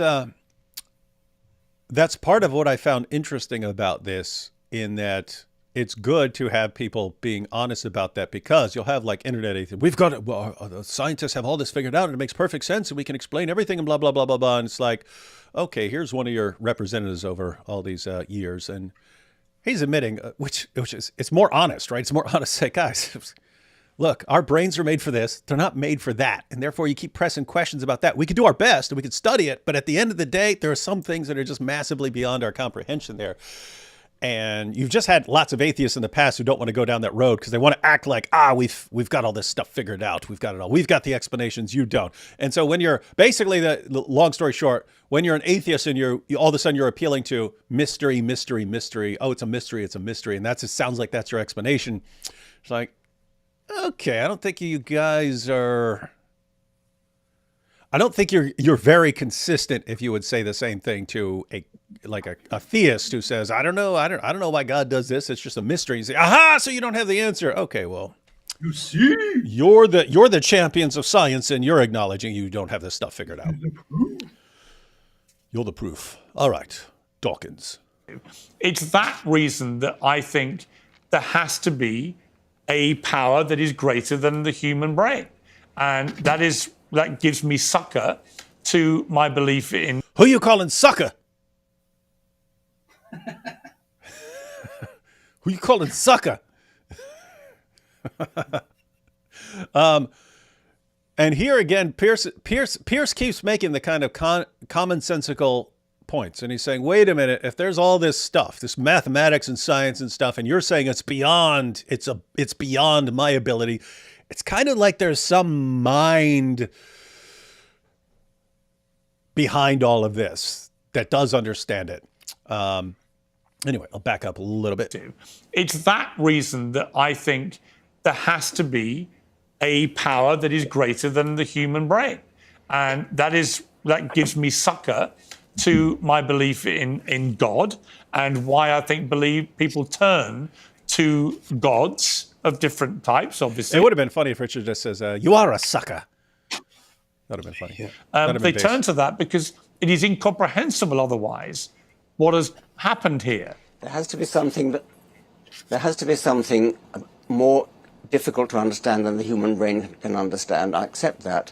But it doesn't have to be God. It doesn't have to be the kind of God who, I don't know, forgives sins and listens to prayers and things like that. There is something very mysterious, and I don't understand it, and you don't understand it, and maybe we never will. I think it's not clear whether physicists understand it. Some do, some don't, but it's obviously going to be very mysterious. But God is not that interesting mystery. God is just a personification of human desires, a father figure, something like that, somebody who looks after you. You said at the beginning that it was comforting for you. Say it. A God is somebody who listens to prayers, who forgives sins, who takes action for the benefit of humanity or not, as the case may be. We're not talking about that now. We're talking about deeply, deeply mysterious, profound things. Okay, but I have a question here. Working. What? I have a question here. Mm-hmm. How can he come from the idea that we are not capable of understanding that big mystery, that we are not able to solve that big mystery, we are not able to comprehend that huge mystery there? How does he come from that to that mystery is not God? I could understand if he said, for example, if he specifically meant that it cannot be the specific God that has certain demands from you, and that wants prayers from you, and that is described in these books, and that, I don't know, Christianity describes, or this describes, or that describes. But how can you rule out God altogether? Or is he actually doing that, or is he not? It's kind of I think what he was saying there, and I've seen this from. We actually watched a video by a physicist one time. Was it Leonard Susskind or something? But he was saying when he's saying he was talking about the fine tuning of the universe and the possible explanations of it. And he says, one possible explanation, if you want to go that route, is that there's a mind behind all of this. But then he clarifies and he says, now, when I say that it's possible that there's a mind, there's some sort of intelligence beyond all this and so on, is that the sort of mind? Am I talking about the sort of mind that you pray to and hears those prayers and alters the laws of physics to bring about miracles? No, I'm not. No, not talking about anything like that. So it's basically, Dawkins is correct here in that you could grant everything Piers just said about the universe requiring some sort of cause, that there's some sort of mind that brings the universe into existence and so on. You could grant all of that and say, what in the name of common sense does that have to do with God becoming incarnate as Jesus, or heaven, an afterlife? It has nothing to do with any of that stuff. And yeah, he's correct in the sense of that's not what the cosmological argument attempts to do. The cosmological argument attempts to show that there's a cause of the universe that transcends the universe and that's powerful enough to bring the universe into existence, and something that has a will. So it's almost like it's saying, okay, that doesn't fit at all with naturalism. It would fit with theism. It would fit with a bunch of other things as well. But it starts sounding an awful lot like God. But then you would have to say, okay, now if you want to talk about a God who is going to judge you and resurrect you and give an afterlife and so on, you need completely different kinds of arguments for that. That's not just cosmological. I would agree with that. I would agree with that. This is an argument that if it's successful, proves certain things. It doesn't get you everything that you want as a theist, as a Christian, as a Muslim, as a Jew. You need a lot more stuff to get what you're aiming at. So I would agree. Basically, I would agree with some of what he just said right there. Pretty much, yeah. On, and it's very difficult to understand, and the fact that you don't understand it and I don't understand it is not good grounds for suddenly invoking a supernatural sky daddy. That's what I was waiting for. That's what I was waiting for. Sky daddy, sky daddy, sky daddy, sky daddy, sky daddy. Why did you have to say the words? He had to say it. Why did you have to pronounce the spell? Why did you have to do that? Let's hear it one more time. Let's hear it. Of humanity or not, as the case may be. We're not talking about that now. We're talking about deeply, deeply mysterious, profound things which physics is working on, and it's very difficult to understand. And the fact that you don't understand it and I don't understand it is not good grounds for suddenly invoking a supernatural sky daddy. But if our genomes... No, why would you do that, mate? Piers, you're the interviewer, I'm not, but the next time someone says sky daddy, you have to... Did you just say sky daddy? You got to, man. I think what Piers should have said, are you 12 years old? Are you seriously using sky daddy as an insult for people who are talking about the origin of the universe and blah, blah? Yeah, that's good. That's good. That's a good place to no disrespect to Richard Dawkins. No disrespect to the prophet Richard Dawkins. Just want to put myself in a safety here. But yeah, Sky Daddy. Come on, man. Come on. Sky Daddy, Sky Daddy, Sky Daddy. What's funny is because I keep putting that in my videos where I'll go and I'll post a bunch. I'll post a collection of people saying it in comments because they'll keep saying Sky Daddy, Sky Daddy, Sky Daddy, Sky Daddy, and the response is yeah, but those are just low level, blah blah blah. I'm like, no, this goes all the way up to the top here. This goes all the way to the top. Daddy. Coffee House Dialogue says, wow, he just can't let go of that phrase. Ha ha ha, ha. Sky Daddy, Sky Daddy, Sky Daddy, Sky Daddy, Sky Daddy. Griffin here says the Sky Daddy fallacy. I love the Sky Daddy stuff. Yeah, and people are pointing out, yeah, you have to clip that. Yes, guys, that will be used in multiple videos in the future. I love the whole Sky Daddy thing. All right, take a couple super chats. Tobias here says, I live near El Paso on the New Mexico side of the border area. You're gonna love it here. Make sure you get some authentic Mexican food. I'm sure I will, because Eric Hernandez is the one who set it up. And Eric loves his authentic Mexican cuisine, which we'll probably get from Taco Bell. Prophet Muhammad, peace be upon him, Peshab be upon him. I don't know how to actually pronounce that because it could be Peshab or Peshab or something like that, or Peshab or Peshab. Yeah. I'll have to get the authentic pronunciation down if that's going to be a new feature. Love the cause for the wigs and the epic jab to Islam. D Wood, win-win.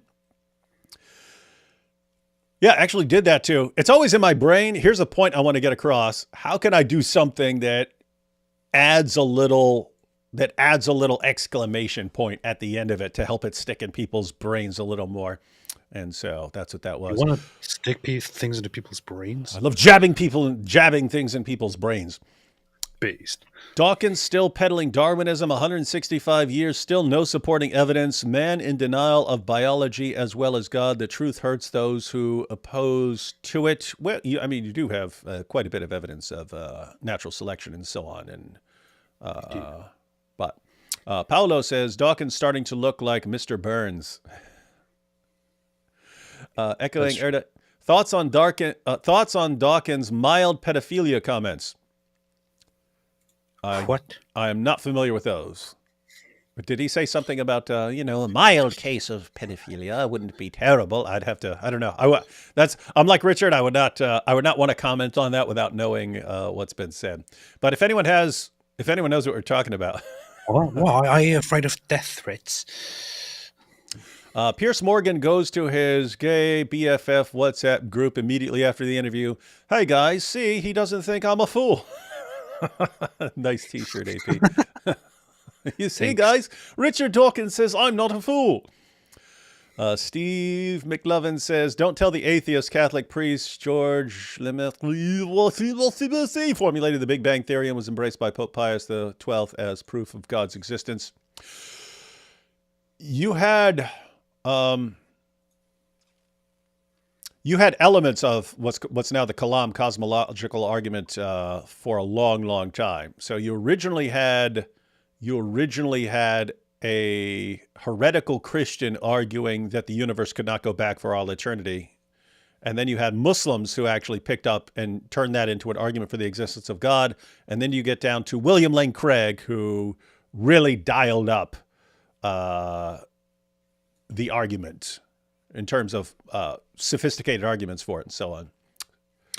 Wait a minute, I didn't know that. What? Pope Pius XII not only declared that the Big Bang and the Catholic concept of creation were compatible, he embraced Lemaitre's idea as scientific validation for the existence of God and of Catholicism. Huh.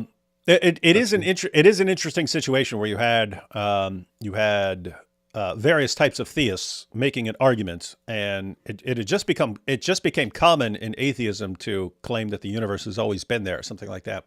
And you had theists saying no. And so when Hubble actually came up with evidence that there was a Big Bang, and later on with the cosmic background radiation and so on, then there was a thing in physics where people said the physicists are now rushing to church and so on, because it had become built into the idea that, okay, theism is much more compatible with the beginning of the universe, and atheism, we kind of need the universe to be there forever because we're going to have a lot to explain if a universe popped into existence.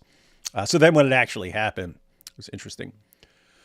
Uni, one verse, word, God's spoken word. Uni, verse, one verse, one word, God's spoken word. Interesting.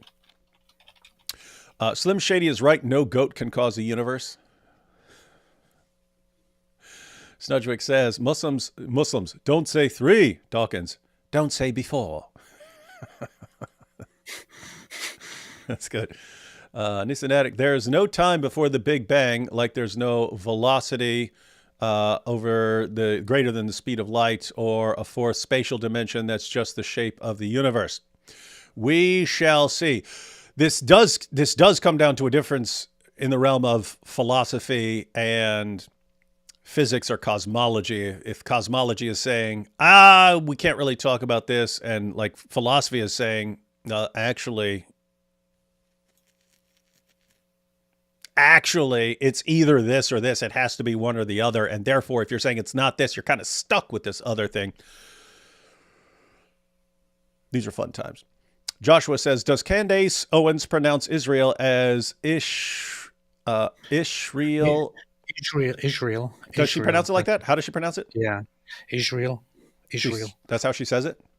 Yeah, Israel. Is that on purpose, or? I don't know. Does it annoy anyone else or just me? Does it annoy you, AP? Yeah. Okay.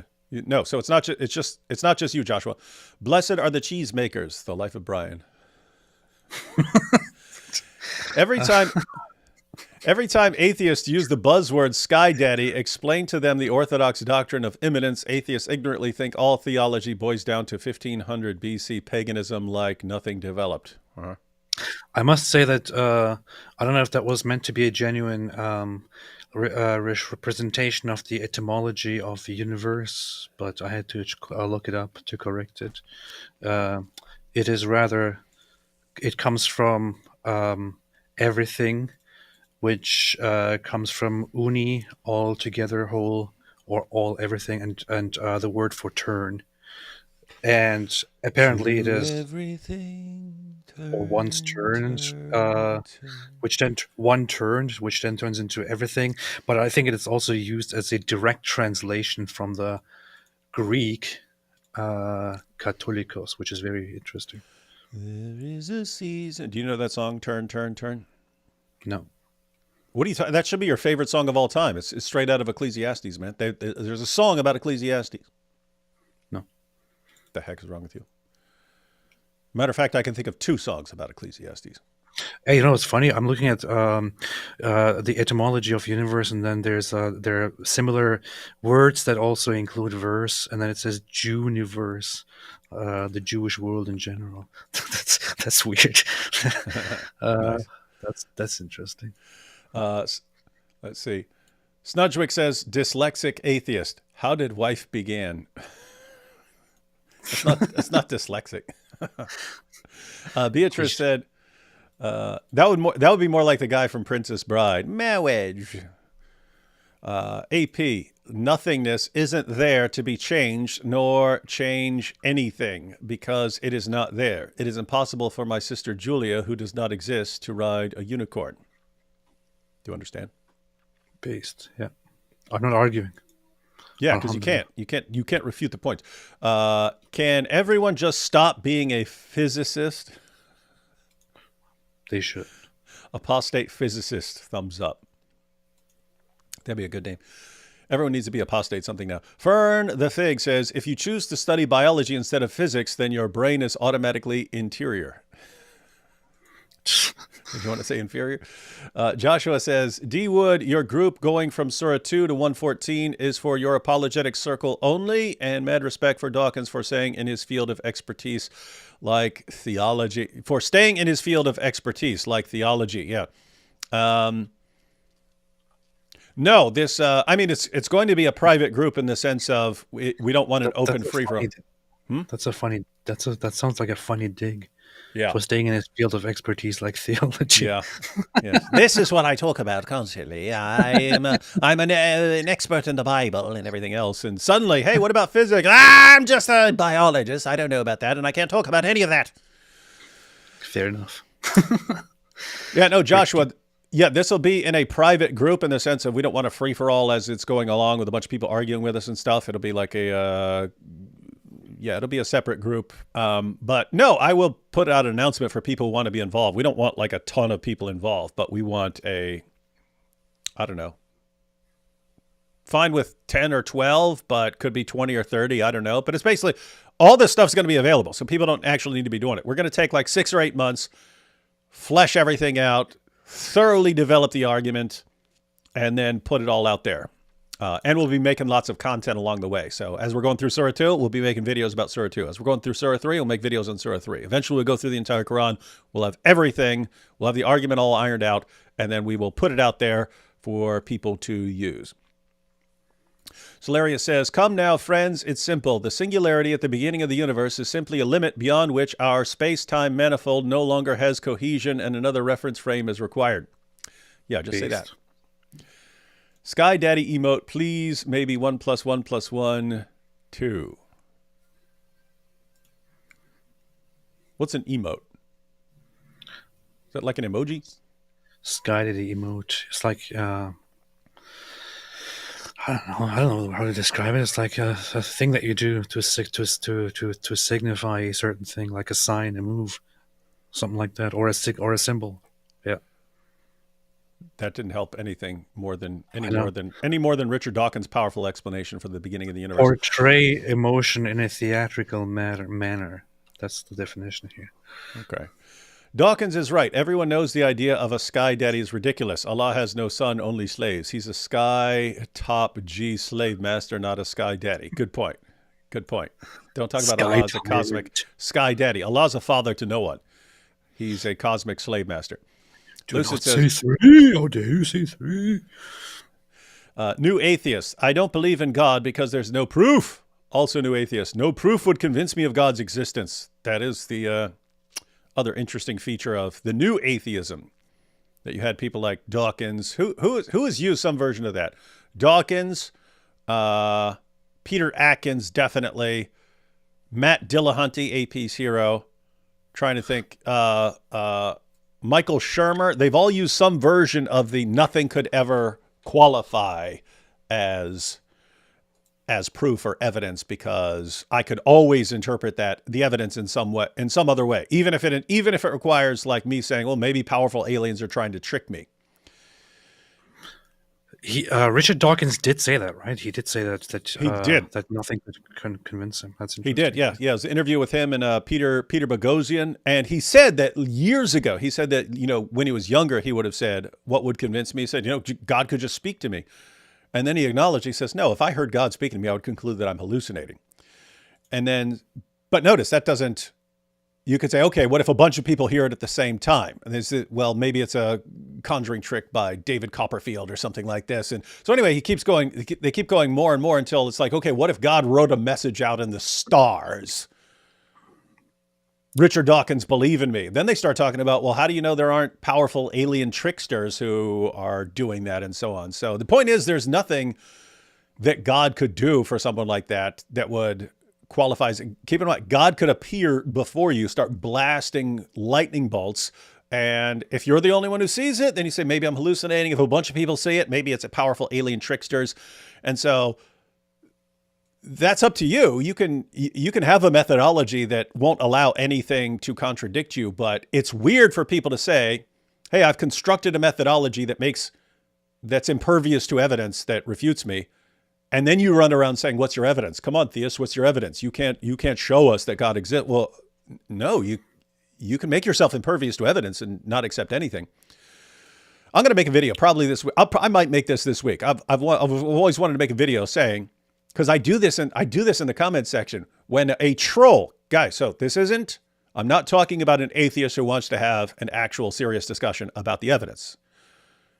You have the trolls who just go ahead and prove to me that God exists. Come on, where's your sky daddy? That's not a person who's interested in a serious conversation. So over the years, I've developed a little method that is 100% effective. They say something like that. They say, go ahead, prove to me that your sky daddy exists. And I go, first prove to me that you exist. I'm going to play skeptic.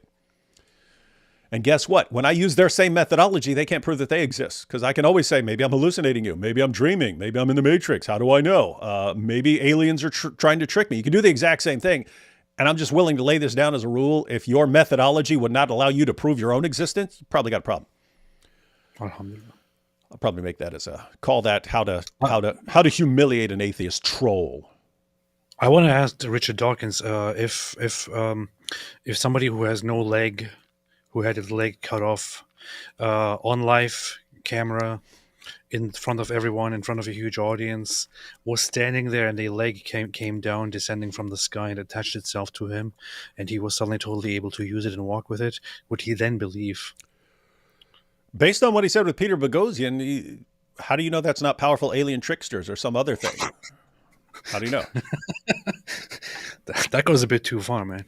That's what I agree, guys. So, we point out the point about the new atheists is not that, because there are plenty of atheists who, if they saw something like that, would be like, okay, you guys are right, I'm wrong, right?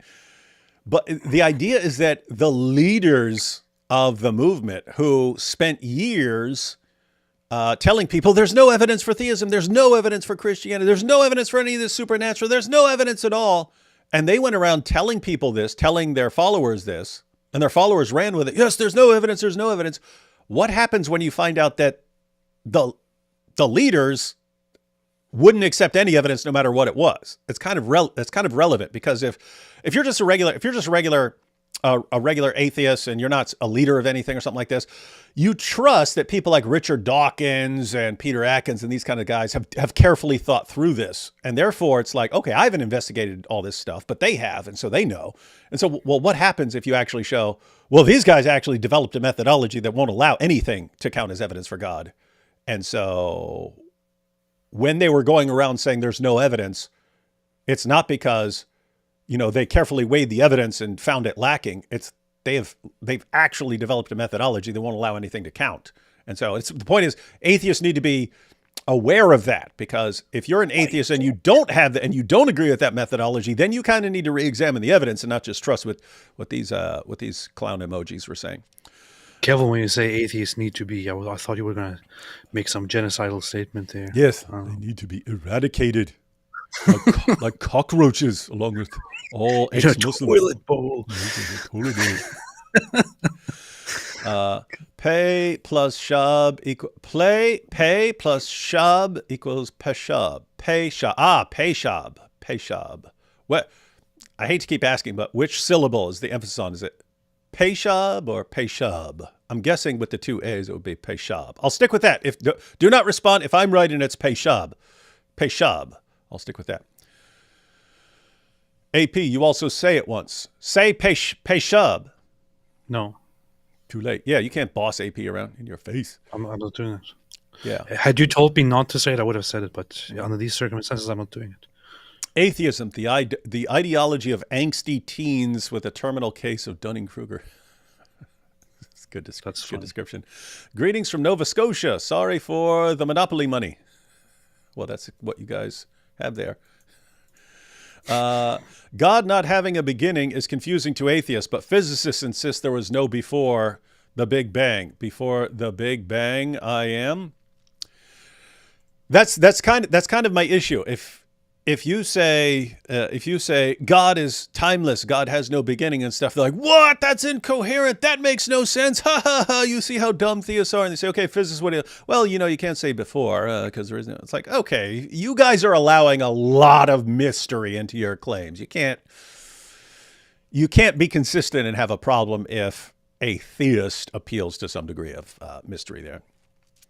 Let's see. Oh, you said atheist. Custom emotes in the chat are a membership perk. Emotes? Emojis? Are you guys just saying emojis? That's emojis. That's not emotes, man. Ooh, a Sky Daddy one. A Sky Daddy one would be good. And 1 + 1 + 1 = 3. Yeah, guys, I need a new batch because we used to have the Muhammad ones. Which that's actually on Act 17 Polemics. That channel's run by Al and Eric. But yeah, they actually have those emoji. I call them emojis, and AP came up with a better term. Momojis. That's true. And we have here, blessed are the webcam website makers, top G, and the G is for gay. That's true. Yeah, that's true. All right, back to Piers Morgan. Back. Guys, remember we just heard about the Sky Daddy. Sky Daddy, Sky Daddy, Sky Daddy, Sky Daddy, Sky Daddy. It's all downhill from here, ladies and gentlemen, because, that's the pinnacle of any debate, calling God Sky Daddy. Our genetic background has all the information which has led to us being what we are today, and that will obviously extrapolate as we go forward. Then it does beg the question, doesn't it? Where does the original information come from? Yes, it does. And as far as a biologist is concerned, we're talking about the original information coming at the origin of life. And that's something which biologists and chemists and physicists can deal with. But you've gone right back to the origin of the universe, to the Big Bang, which is another matter entirely, and which is not really relevant to the biological question of what happens once biology gets started, which is the origin of genetics, actually. It's the origin of the information which is passed from generation to generation, from living creature to living creature. That started maybe 3.8, maybe 4 billion years ago. The universe started more like 13.8 billion years ago, which is a much longer time ago, and which is a totally different question, nothing to do with biology. But doesn't code have to have a coder? That's a good question. However, it's so funny. Piers really, like, whether you no matter who you agree with, he really doesn't understand the topic, and really doesn't understand the distinction between the two topics. And Richard Dawkins just basically lectured him on the fact that he doesn't understand the logic and he's confusing things, and then he totally ignores it and just goes for the code. And this is what I said earlier. I said Piers Morgan, like the dynamic in this discussion is Pierce is giving the commonsensical responses to some things, but he doesn't understand what he's talking about. Dawkins understands, especially in the area of biology, but he's giving responses that would make people go, what? How's that the response? And so at the end of all that, it's like Pierce was sort of conflating you got the origin of the universe, then you got the origin of life, origin of the universe and origin of life. And he's just saying what's before and so on. And Dawkins points out, you got what you're dealing with now is the origin of life. And there you're talking about information and so on. You have genetic code. And then Pierce, again, this is the commonsensical response. Doesn't code require a coder? If you're saying this is genetic code, doesn't that require a coder? But fortunately, he's dealing with, this is Dawkins' area. And so he can actually respond to this. I must say, I'm wondering what Richard Dawkins will say as a response to this, but despite any development in my thinking about the world and beyond and all that, I still find the question about DNA and genetics and the question, well, isn't it a code? And if it's a code, isn't there supposed to be a coder or designer? I still find that question nonsensical. No, because it's a very good question. And I think it's explain you why after you say, because you're stupid. And I think it is a complete misrepresentation and misunderstanding of what is actually meant when people say it is a code, because it's like people, when they ask the question, make it look as if DNA was a code, as in designated symbols like letters, like it's a book. Like we have a book here, and this book has certain letters that all mean something, and you go through it, you can clearly identify those letters because you have established these letters in order to communicate in intelligent ways things to people who also share the same intelligence and the same understanding. That's exactly what it's like. No, it's not. It's exactly like that. Okay, let me finish. Okay. So here's an example. It is not like symbols put together. It is more like patterns that come into existence by a certain thing over millions of years, shaping and forming itself and collecting and learning and developing. And you then see, okay, up, down, sideways, and so on. And you can establish then. You can name it. You can give names to the pattern that you see, and you can call it A, T, C, and so on, which is what they do. And then you can call it a code, but it's not really technically a code. It's not like there are letters written down that you can find and identify. It's not like a book. It is more comparable to a ball rolling down an endless hill and then shaping itself depending on whatever it lands on its way down that hill. It's more comparable to that than to a book, for example. So there doesn't have to be a coder for that. AP, I agree with you a lot, but everything you just said is complete, total nonsense. Well, it's the DNA. facts. DNA is it's basically a 4-letter language. It's a 4-letter language. It's A, T, G, and C, and based on the sequence of those, it's a set of coded instructions. It's a set of coded instructions for building everything that you are. Now, the language of DNA, it's this 4-character sequence, but then proteins are coded in a completely different alphabet. So it's written in amino acid sequence. They call the process by which you take the codes in DNA, the sequence in DNA, and put it into the language of amino acids and proteins. It's called translation. They call it translation because you're translating from one language, the language of DNA, to another language, the language of proteins. They're 2 different languages with 2 different sort of alphabets, if you will. But the point is, yes, it's not our same alphabet, but it functions in exactly the same way as an alphabet. So if you take a book and it has all these words that are supposed to do all this thing, if you thought of a set of instructions on how to build a computer, So here are all the parts that go into this, and here's how to assemble those parts and so on. That's exactly what DNA is. It's a long series of a set of coded instructions that then other parts of the cell will read that.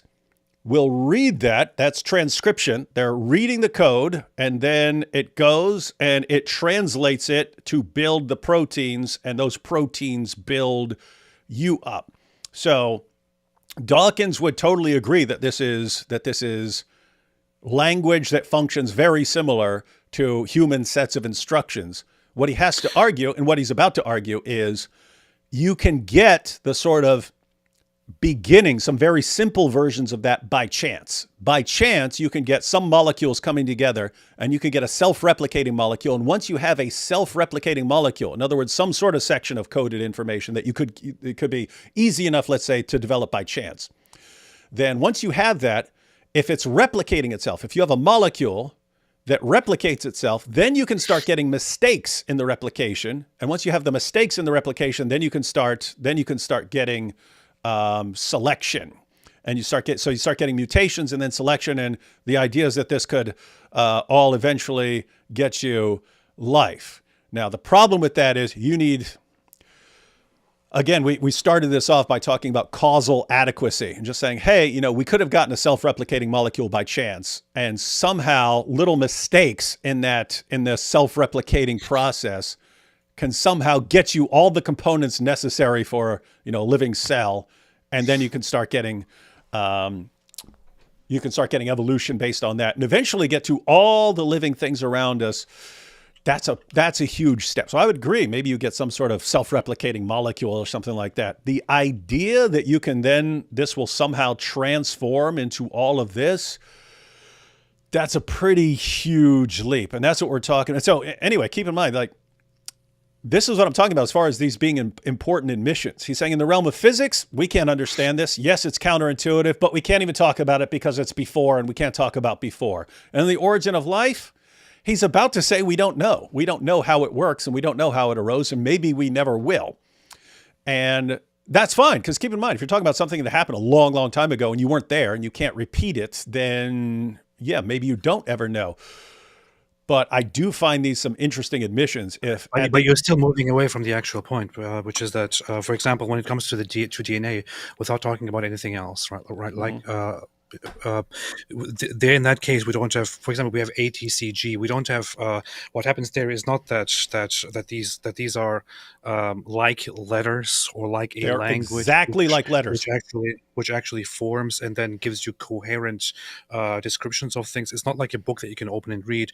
What when we talk about giving instructions, what we're talking about is that the sequence and the pattern and the repetition of these specific things, which we translate into letters, give the body or give instructions on what to do. But it is you could call it instructions, but it's not like a language. It's not like a spoken or a read coherent language. It's more like a sequence of patterns, isn't it?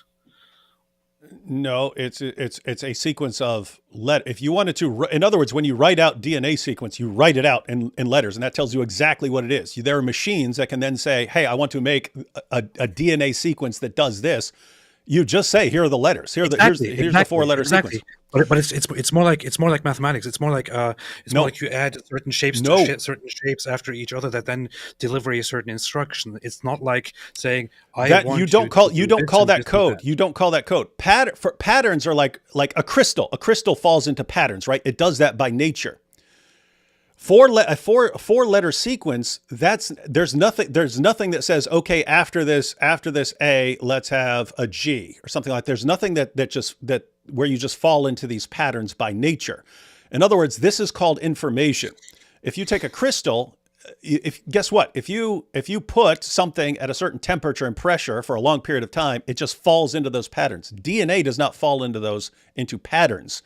It's coded information. In other words, if you want this, here's the code, here's the sets of instructions that you need to make that. And it has to code that because it'll be a long sequence of amino acids, but the features of those amino acids, they cause folding. So in other words, once you put this set of letters into this and then you let it go, it folds up. It folds up into a structure. And so it is much more similar to a set of instructions that would build a laptop than it is something like a crystal, where just by nature things fall into these repeating patterns or something like that. That's the point. It's not a repeating pattern. It's not a repeating pattern. The difference is the differences in the sequence. They're what define what structure these parts are going to have. And if you get a mutation on one of those, in other words, if you get a T instead of a G at some point in a sequence of millions and millions of the nucleotides, all of a sudden you get a protein that doesn't work, and you're dead. You don't survive. Yes, exactly, and that happens. But here's the issue. So when we talk about the evolution and life coming into existence, and I'm not defending anything here, right? I'm just exploring the idea here. You're just asking questions. Not like Kenneth Owens. When we talk about a code or these instructions developing, we're talking about within the theory of evolution, we're talking about an immensely huge amount of time in which something very simple starts developing, and over very long periods of time then starts adapting to its environment, collecting information, learning, developing further, and so on. So it's not like couldn't it then be explained that however this life comes into existence, you have something that is initially extremely primitive, that is, however, capable of learning and developing, and as it develops over millions of years, it goes through nature and adds more and more information on its own. That's exactly what he's going to argue. And creates the code and builds it up forever and ever and ever and ever and ever and ever. You don't have to necessarily believe that this was designed. You could believe that this life came into existence as something that is capable of learning, and we can then talk about how that learning came into existence, what gave it the ability to learn. But you don't have to necessarily conclude that this was out of necessity designed, because it doesn't come written from the very beginning. It comes as something that can learn and write over millions of years. Yeah, that's what you would argue. But what you're basically arguing is, and they'll even use this as examples. So they'll say, okay, how would you get this book, the Quran? Well, maybe, you just toss a bunch of words into a giant blender and then it comes out and so on. If you wanted an actual set of instructions on how to build a computer and you wanted to get there by purely natural processes, you'd have to say, okay, you get something extremely simple at first, just a couple letters, something that you could reasonably believe could come together by chance. And then over time, there are mistakes in it, and some of those mistakes will be beneficial and others wouldn't be. And over a period of millions of years, you eventually get more and more sophisticated things. That is the argument. But they are all talking about this in terms of language, and they'll use this as an example. So think about language, a letter. If you're just tossing words, if you're just tossing letters, let's suppose you took a bag of Scrabble letters and you mixed them up. You grab a couple letters, you toss them on the table. Well, a bunch of those aren't going to spell anything. They're not going to give you any information and so on. Sometimes just by chance, you'd get a word, the, or something like this. And this is why they used examples in the past, like a bunch of monkeys typing on a keyboard. Eventually, if you had it long enough, if you had an infinite amount of time, then you eventually start getting to entire books and so on. So that's the claim. Does that actually explain things? In other words, think about what Stephen Meyer said in that clip. He said, inference to the best explanation. Can you say, yes, this all just happened? Yes, some primitive life formed, some primitive self-replicating molecule formed and then developed over time and so on. A lot of the new atheists are saying, prove to me that couldn't have happened. Prove to me that that's impossible. Whereas Stephen Meyer said, I'm not trying to tell you what's possible or impossible. I'm saying that saying it just happened is not the best explanation. When we see massive amounts of coded information. We have a really good explanation for how you end up with massive amounts of coded information based on all our experience. So when you guys say, no, we have massive amounts of coded information that just got there by nature, and we never observe that sort of thing.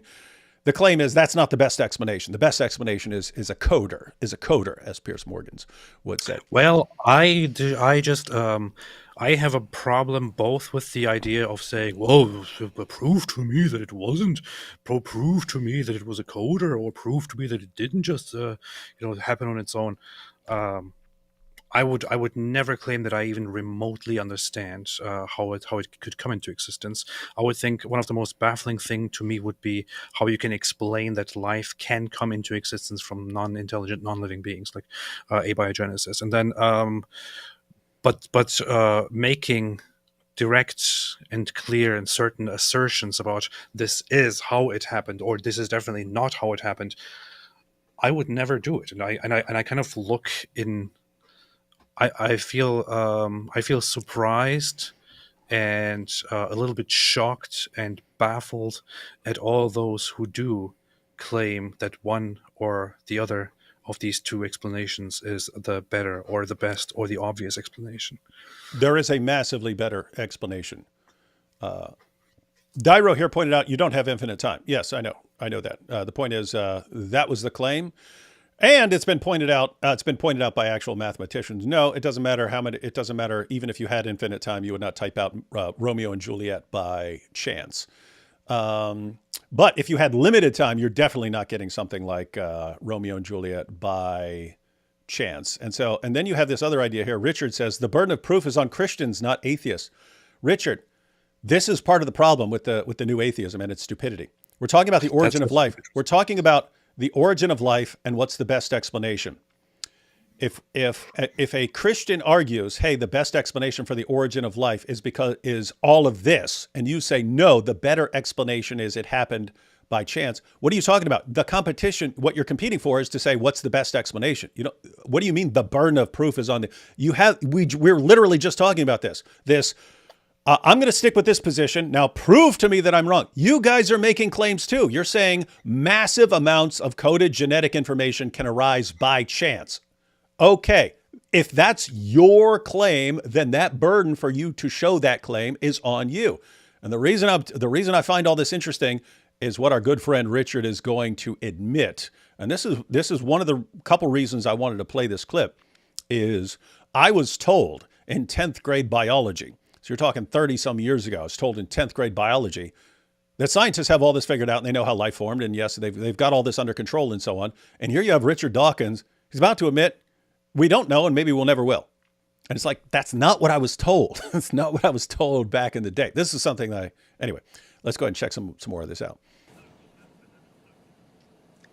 No, of course it doesn't. So he just asked about the coder. Coder arises spontaneously at the origin of life. Something very, very simple, probably, at the origin of life, which was not genetic, not DNA at least. It would have been some kind of genetic, some kind of coding, which would be a self-replicating molecule. Keep in mind, he's not objecting to the idea that it's code. He's objecting to the idea that it has a coder. He's saying you could get some simple code, just like mixing up Scrabble letters or something like that can get you a kind of simple, you could get words here and there. If you did it long enough and started tossing them, you could get, maybe a sentence or something like that. He's saying start with something simple, start with something very simple. And if it replicates itself, then it can eventually get more complex. So this is what he's going to argue. A self-replicating molecule, then you have the possibility of mutation, which is the mistake in coding. But where does that come from? You were about to say something? Yeah, where does it come from? It comes from a random accident in chemistry at some time around 3.8 to 4 billion years ago. And what? Okay, but what? I don't want to labour this point, but I'm genuinely fascinated. Genuinely. Okay. So keep in mind, he's saying accident of chemistry. So what he means there is random. You got some stuff going around, and eventually you could get some sequences or something like that. Happened 4 billion years ago. Do I understand this correctly? Because this is what I always think, or what I think about this assumption or theory or hypothesis. Although it seems like Richard Dawkins here is asserting that this is exactly how it happened, but that although there is no initial position where there is a body, let's say, that simply starts learning things and coding, it's just take out the word learning, because that implies a brain. I know what you're saying. I know what you're saying. It's like it has the ability to like retain what it already has, and there. Yeah. So go ahead. So, within a world where no code is established, something happens and something accidentally forms that starts coding, or that starts remembering or forming a code, and that then develops for millions of years into something very intelligent. Mm-hmm. Yeah. So the idea, and guys, it won't work with DNA. DNA requires a lot. DNA is a set of instructions. It also requires things to, it requires more things to replicate. In other words, it's not just one long molecule that just automatically by itself, if you stuck it in a dish, could replicate itself. It requires a bunch of components in a cell to do this work, to read it and transcribe it. So to transcribe it and then translate it and so on, it requires a bunch of stuff. So you need something else. This is why some people suggest RNA or something like that. But you need not a cell. You're not going to start off with a cell. There's a cell is like a little city. A cell is like a mini little city with tons of stuff going on, or like a factory, however you want to put it. But you need just a molecule that can by itself replicate a copy of itself. And so the idea, again, going back to Scrabble letters in a bag, if you just pick out 3 random letters, chances are they're not going to spell anything. Eventually, if you took out 3 letters, you might get God, G-O-D. And if these 3 letters could somehow make copies of themselves, and they keep cranking out copies of themselves, and eventually get a mistake, and it adds a letter or something like this, and then it spells good. It spells another word, right? So the idea is, if this keeps happening, you can keep spelling more and more words, different kinds of words, and so on, longer sequences until you get to sentences and so on. And so the idea is ultimately you can get all this until you have like a functioning living cell. And then of course, then you go from single-celled organisms to multi-celled organisms and so on. And then it keeps continuing and so on. The question is that reasonable? And what you'd want to say is, if you're actually defending the idea, this is a problem. And there's a problem with someone saying the burden of proof is on you. What you're saying is massive amounts of coded information. You're talking about all the genetic code for every living thing that has ever existed. Every species, every life form that has ever existed is tons and tons and tons of coded genetic information. Is it the best explanation that there was an accident at the beginning and you had something simple, and then it over time turned into all of this? That's the question. And when Dawkins, as he's about to admit, is, hey, maybe we'll never understand how this happened and so on. It's important for me. It's just important to acknowledge, okay, we're not saying we know how this happened or something like this. We believe that it happened, but maybe we'll never understand how it happened or something like that. But we'll let him break that down, which again, I think is good. It's better to be honest and say what you don't know and what you're still working on, than acting, which is like lots of atheists act. They act like they all figured this out, and they act like this experiment or something showed that. No, it hasn't. This chemical thing, whatever. But what was there before the chemical thing? Okay, that was a dumb response. What was before the chemical thing? Okay, he explained. I don't want to stop at every sentence. Okay, he explained you have some sort of, when he says chemical accident, he means you had some molecules that came together and stuff, and they formed a sort of primitive code and so on. And Pierce's response is, what happened before that? Okay, that's not the question you should be asking. Is it reasonable that you had this coded information? What I would say is, okay, then can you give us some examples of molecules that can come together by chance and be self-replicating? So you could just by an accident end up with a sequence of coded information, and it's the kind of thing that replicates itself, and the kind of thing that can make mistakes and evolve over time. What's your evidence for that? Give us some examples where we know and we can test that this sort of thing happens, Instead, it's what happened before that. So he's asking the same question about the origin of the universe, not understanding. It doesn't matter what happened before that. It doesn't matter what happened before that. If by accident you ended up with the sort of thing Dawkins just claimed, well, then you might have something that gets the process started. And he's just saying, okay, what about before that? That's weird. Well, there was chemistry. There was plenty going on before then, because we've got about 11 billion years, 10 million years to play with there. So there was plenty going on. What happened 4 billion years ago was a spontaneous, accidental arising of a molecule which made copies of itself. That was a very improbable event, admittedly, a very improbable event. But once I just want a little point here, guys, because that's a big understatement. But yeah. Yeah. Molecule that makes copies of itself. Once you get that by accident, guys, that's pretty, a set of coded, just some sort of coded thing. I mean, just imagine you get a coded sequence and all of a sudden, like instantly you can start making copies of itself. So here's what you need. You need some sort of molecule that forms, and it's actually coded information by chance. And I agree, you can get some level of code by chance. But it has the ability to make copies of itself, right? So that's one. You need the coded information. It needs to already have the ability in it to make copies of itself. Now that's like, oh, that's interesting. It forms and it can make copies of it. I mean, imagine something, even if it's something simple, like a box or something like this. And I say, hey, this box formed and it can make copies of itself. I'd be like, what? That thing can make copies of itself? That's already interesting. But so it makes copies of itself. That's a requirement. But two, it doesn't make perfect copies of itself, because if it made perfect identical copies, you never get the variation. So it doesn't make perfect copies of itself. It can make mistakes. But three, it doesn't make wildly different copies of itself, because if it was just random, if it made like random sequences, sequences, then you're not going to preserve any sort of valuable characters in it, right? So the point is, you need something very specific, and it needs to be this sort of molecule at the beginning. And somehow this, over time, develops into the components to make a living cell, which is composed of lots of stuff, even the simplest living cells. You say, oh, you have simple cells. Even the simplest living cells require hundreds of proteins to be working. This is massive amounts of coded information for a living cell. But then the whole process has to start over. Because now once you have a living cell, that living cell needs to be something very specific. One, it needs to be able to make copies of itself. And again, a living cell is like a little city. So you say, or like, again, if you want to say something simple, like a factory. Imagine you say, hey, we just built this factory. Let's suppose there's some process that gets you there by chance. But then in addition to it, this factory can make copies of itself. It can make more factories. That's pretty mind-boggling. You need that at the beginning of life.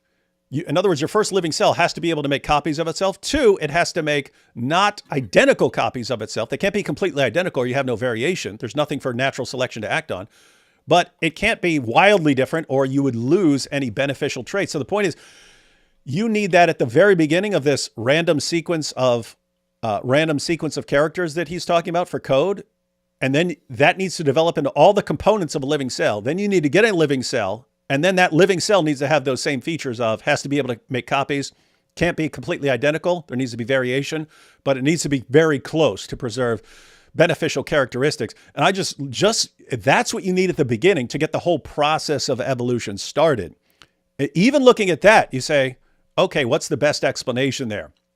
Is it accident, as he said?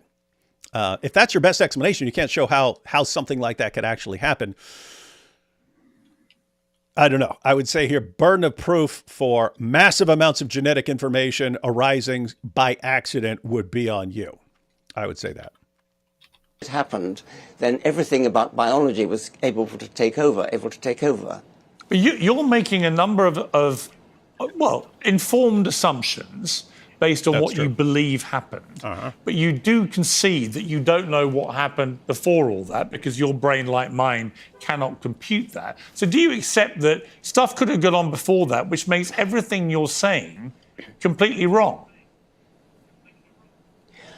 You're talking about two different kinds of before. You're talking about the origin of the universe, and now we're talking about the origin of life. Well, I'm the just saying, if you go, okay, but I'm saying more if you go back generally billions of years, none of us were there, right? Everyone's got their view about what may or may not have happened. But do you accept that the way that your brain has computed what is likely to have happened to get us to where we are today, it could be based on a false original pretext?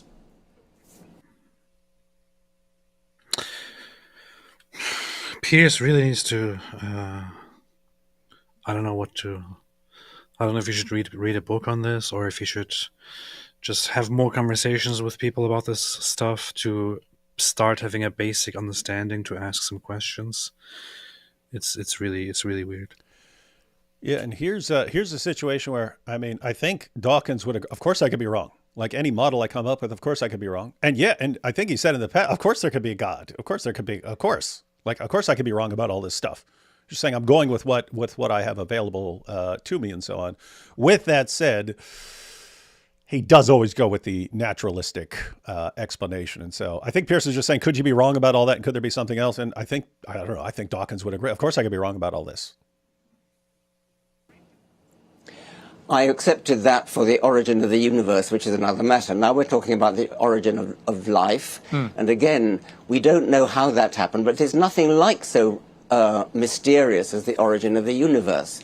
The origin of life is a tractable problem. It may never be solved, but it's not in the same league as the origin of the universe. Correct. Now, the origin of life is something which chemists are working on, and they may solve it in a certain sense. They may find a suitable model, a plausible model of how a self-replicating molecule came into existence. There's no... Yeah, I just want to point out, guys, that because this is not how this was presented to me in high school biology or even in college biology. Although in college biology, yes, they would admit more. In high school, it was set up like it was just, this is a done deal, this is how it happened, and so on. And look at what he's saying. Chemists are working on this, and he doesn't say, hey, they may, he doesn't even say, hey, they may explain exactly what happened. He says, they may come up with a plausible model, is what he said. They may come up with a plausible model of how you can get a self-replicating molecule that can then turn into these other things. So that's the state. That would have been kind of important for me to know back in the day when I'm formulating my ideas. That, hey, maybe we'll eventually come up with some kind of plausible model for how this could happen. We don't have it yet. We may never have it, but maybe we'll have it. But he is correct in that when you're talking about molecules coming together, that's something that you can study in a laboratory. So that's a different kind of realm than talking about the origin of the universe. Because when you're getting closer and closer and closer to the Big Bang, they start talking about all the laws of physics breaking down and so on. You are massively beyond what your brain can comprehend. You're way outside of what your brain can comprehend. Talking about chemistry and parts coming together and chance and stuff, that is all stuff that we can understand. So yeah, two different worlds here. But not for Piers. They're all the exact same thing. Mystery about there being chemistry before then. There was chemistry before then. There was plenty of organic chemistry going on. Now, at somewhere around 4 billion years ago, a molecule arose which had the... Wait, he said organic chemistry? Before life? Now you're talking about chemistry of living things. All right, let's see where he's going. Unusual property, not totally impossible, but unusual property of making copies of itself. Now, once that happened, then you have the possibility of Darwinian life getting going. And that's something which we understand. And we understand in principle the kind of thing that could have given rise to that first self-replicating molecule. And it's an active field of research, but it's not a field that is necessarily going to yield results because it happened a long time ago under conditions that we...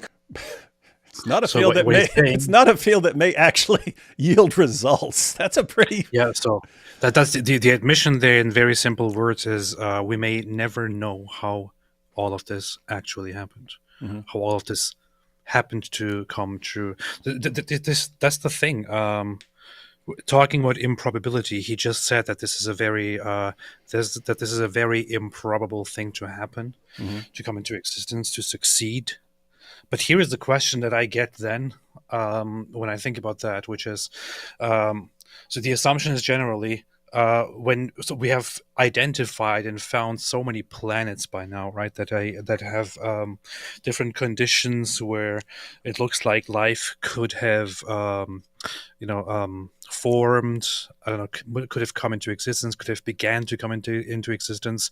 We have identified and found planets that look suspiciously like the Earth, but no signs of any life forming on them so far.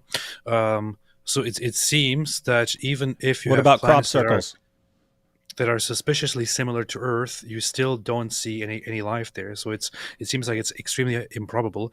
However, the fact that on this Earth, on this rare Earth, it did happen, and that we are the result of it, and we now look into the rest of the world. Couldn't it be that we simply happen to be a result, since considering that there are so many myriads of different planets in this universe, we don't even know how many, that we are the result of this extreme improbability, and because it is so amazing and so astounding, we are thinking, wow, this is highly improbable. How is this even possible? The problem is, it is possible. It is highly improbable, but it is possible. We are the evidence for that. Couldn't it be that we are just a little bit deceived by the fact that it is so improbable, which is why we are arguing about what could be the cause for all of this? Couldn't it be that it is just totally a natural process, that it just happens to be extremely improbable? Why could we not just accept that as a possible explanation? Because what you're actually asking is, again, it's in terms of causal adequacy. Does saying, hey, there's a big universe and weird things happen and improbable things happen all the time. Improbable things happen every day, all over the place, in things that we're familiar with. Is that a good explanation, or let alone the best explanation for the origin of life? And this is why he said chemists may eventually come up with a plausible model. Guess what? That's all people are looking for, in the sense of, show us that this could actually happen, right? This level of improbability. Show us that this could happen. Because what you're saying is, hey, the universe is a big place. You've got all these different planets, weird stuff happening on all these planets. Why couldn't this happen? People don't really grasp how improbable this is. Human beings are good at dealing with, coin flips. Hold on, David. Hold on, David. I'm going to interrupt you right there, just like Piers Morgan. Yeah. No, but there is a distinction: impossible versus improbable. Yeah. Do you admit or not that it is possible? Possible in the sense of logically possible. Yes. There's no contradiction. Good. There's no contradiction involved in saying it. Good. Do you admit that it is extremely and highly improbable, yet it could still occur? Even something that is extremely improbable could occur more than once, right? Yes, things that are extremely improbable could happen more than once. Here's the issue. Thank you. Continue. Here's the issue. When we're talking about the probabilities, human beings are good understanding probabilities like coin flips, 1 and 2, probabilities dealing with dice, right? It's the probability is just desired outcome over possible outcomes. So if you're rolling a dice, 6 possible outcomes. If you're looking for the odds of rolling a 1 on a 6-sided die, it'd be 1 desired outcome, 6 possibilities, 1 in 6 chance of rolling a 1 on one roll of a good die. So we're good at dealing with these. We're bad at dealing with 1 in 21 million or something like that. That's why people keep playing lottery over and over again. They don't understand. You're probably not going to win this stuff. Once you start talking about 1 in 10 to the 40,000th power and stuff, we're terrible at understanding how improbable these things are. Now, here's the thing, AP. Here's the thing. People have actually done the math. They've actually done the math. You can calculate the odds of a single medium length protein. So medium length in the sense of what actually performs important functions in your cell and what's the average length of those proteins, you can actually calculate the odds of a medium length protein forming by chance. In other words, what's the probability that these two come together? What's the probability that then this one is added on? Then this one, you get a functional protein. The odds of getting a single medium length protein by chance are something that statistically you wouldn't get one in the entire history of the universe by chance. You could, it's possible, but chances are you're not getting one ever by chance. Why? You can actually do the math. You can take total number of particles in the entire universe. It's about 10 to the 80th power. That's the number of atoms in the entire universe.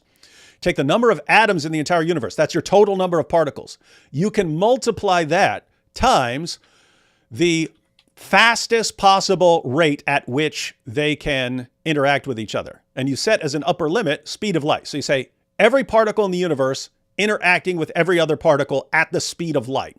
That's an upper limit, right? And then you multiply that times the number of seconds since the Big Bangs. So total number of particles, fastest they could possibly interact per second, times the number of seconds since the Big Bang. What do you have there? You have the total possible number of particle interactions since the Big Bang. That is an upper limit. You're not even close to getting one medium length protein by chance since the time of the Big Bang. You need a lot of them for one functional cell. The point there is it's a lot more improbable than human beings are good at processing. We say, oh, it's improbable, but improbable things happen. Yeah, that's massively improbable. You don't just need one of these things, which probably isn't going to form. You need hundreds of them to get a functioning living cell. You need them all in the same spot and all to come together inside a cell. That's a little story here. So in high school, took biology, thought I had all this stuff figured out. Later on, took chemistry and so on. And I concluded back then, when students are arguing about aliens, I concluded that I didn't believe in aliens because I was like, okay, this is so improbable that if it happened here, but there's no way this is happening. It's so improbable there's no way this is happening anywhere else. Again, possible, but if I have to say what I believe, I could not say that I thought there was any life anywhere else in the universe because it's so improbable. If it happened, okay, here we are. It happened. Later on, I eventually, I don't think it happened here. I think it's actually designed. But anyway, long story short, we should actually get someone on who can run us through the probabilities of this stuff, because that's what it comes down to. Dawkins saying, hey, maybe it could have happened here. Maybe we'll come up with a model of how it could happen. Okay, what are the actual probabilities of this happening? That'll be an interesting discussion. We'll have to get a math nerd on here to break that down for us. All right, a little bit more of Mr. Captain Skydaddy. There's a lot of... Can I continue? Oh, go ahead. No, I was going to go into a huge tangent. Too big issue that would completely derail the thing into a lengthy conversation. Let's just continue. Let's see what he says. All right, powerful stuff. Can't repeat now, but that's not a big mystery like the origin of the universe. But are they not? Okay, but are they? I hear what you say, but are they not directly connected in the sense if you don't understand or know how the universe began, or what was there before then can you really fully understand the origin of life? I mean, you can have some clues about what may have ignited life. Not really. No, they're not really connected, because the origin of the universe is a mystery. But we know that it did originate, and it was going for 10 billion years before life started. But how do we know? How do we know the origin of the universe did happen the way you think? How do we know it originated? Oh my God! This is again. Oh God! Okay. What? Okay, that was the dumbest thing I've ever heard Piers say. How do we know the universe originated? Okay, because it's here. How it originated, if you want to argue that it was caused by this or that, caused by God, whether it just happened or something like that, this is a different question. But there he just said, how do you know the universe originated? I don't know, because I'm here. Like, look, suppose I have no idea where this cup came from at all. How do I know that it originated? It always existed, man. What if it always existed? Okay, that's a little silly. We know that it's 13.8 billion years old. because of various things which astronomers can tell you. I mean, Hubble's law and extrapolating backwards, all sorts of things like that, which are very well known and very well understood, but not the moment of the Big Bang itself. But once you've got that, then physicists know a lot. But we're not talking about that. I'm talking now about I get it. You are talking now about the origin of life. I understand there are two different things in your head, but I'm saying that the two can't be completely It's not just disconnected, different. because clearly They are not in his head. They are two the- different things, man. They are not two different things in his head. They are two different things, Piers. Man. Yeah, that's the problem. That's why. Wow, that's what I don't. Hey, look, here we have it. Here, John says, "How do you know you are here, David?" Yeah, good question. How do I know? Could I be wrong about that? Yeah, that's. Oh boy. So again, Piers was at some points during this, he's kind of the voice of like a commonsensical. I don't know. That sounds weird. What? You can't talk about before? How can I not talk about before? And there's something there that is commonsensical, but. Yeah, Piers, you're talking about two totally different things. Origin of life, very, very, very, very, very different from origin of the universe. Very different kind of discussion, completely different kinds of issues. Origin of life stuff, you're talking about chemistry and biology. Origin of the universe, you're talking about cosmology and physics and so on. Very, very different stuff. Okay. the Big Bang happened, the universe was created, and then many billions of years later, we have the origin of life. I get that. But my point to you is the two must be directly linked.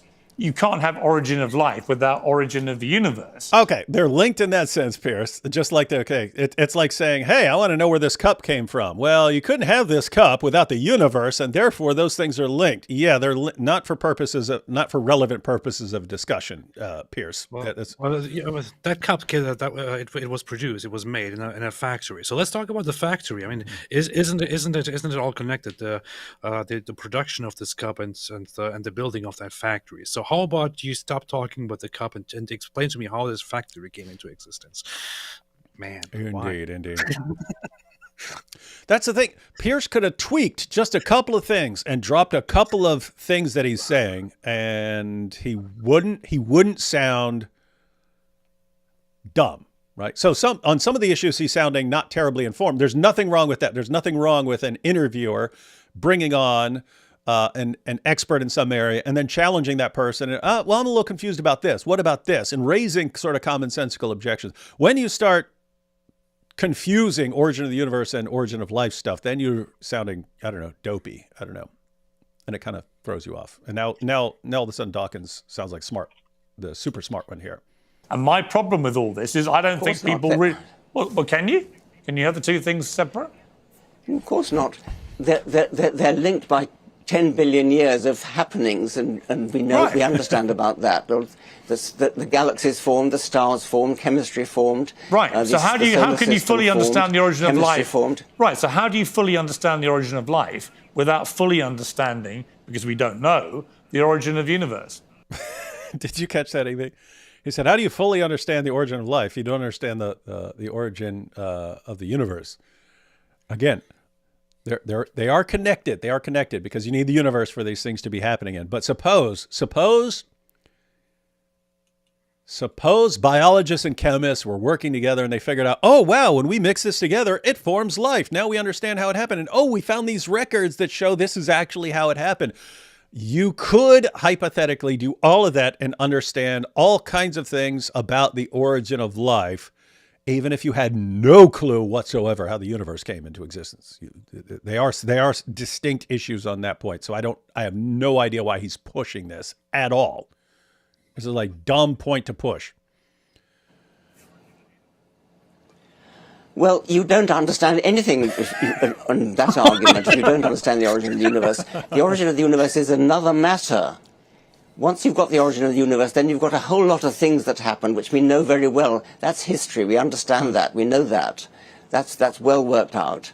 And then the origin of life is something that happened about 10 billion years after the origin of the universe. And that's something which is still a mystery, but a rather small mystery compared to the origin of the universe.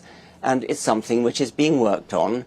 And once that happened, we then got the whole 4 billion years of life, and that we understand much better, and that happens to be my field.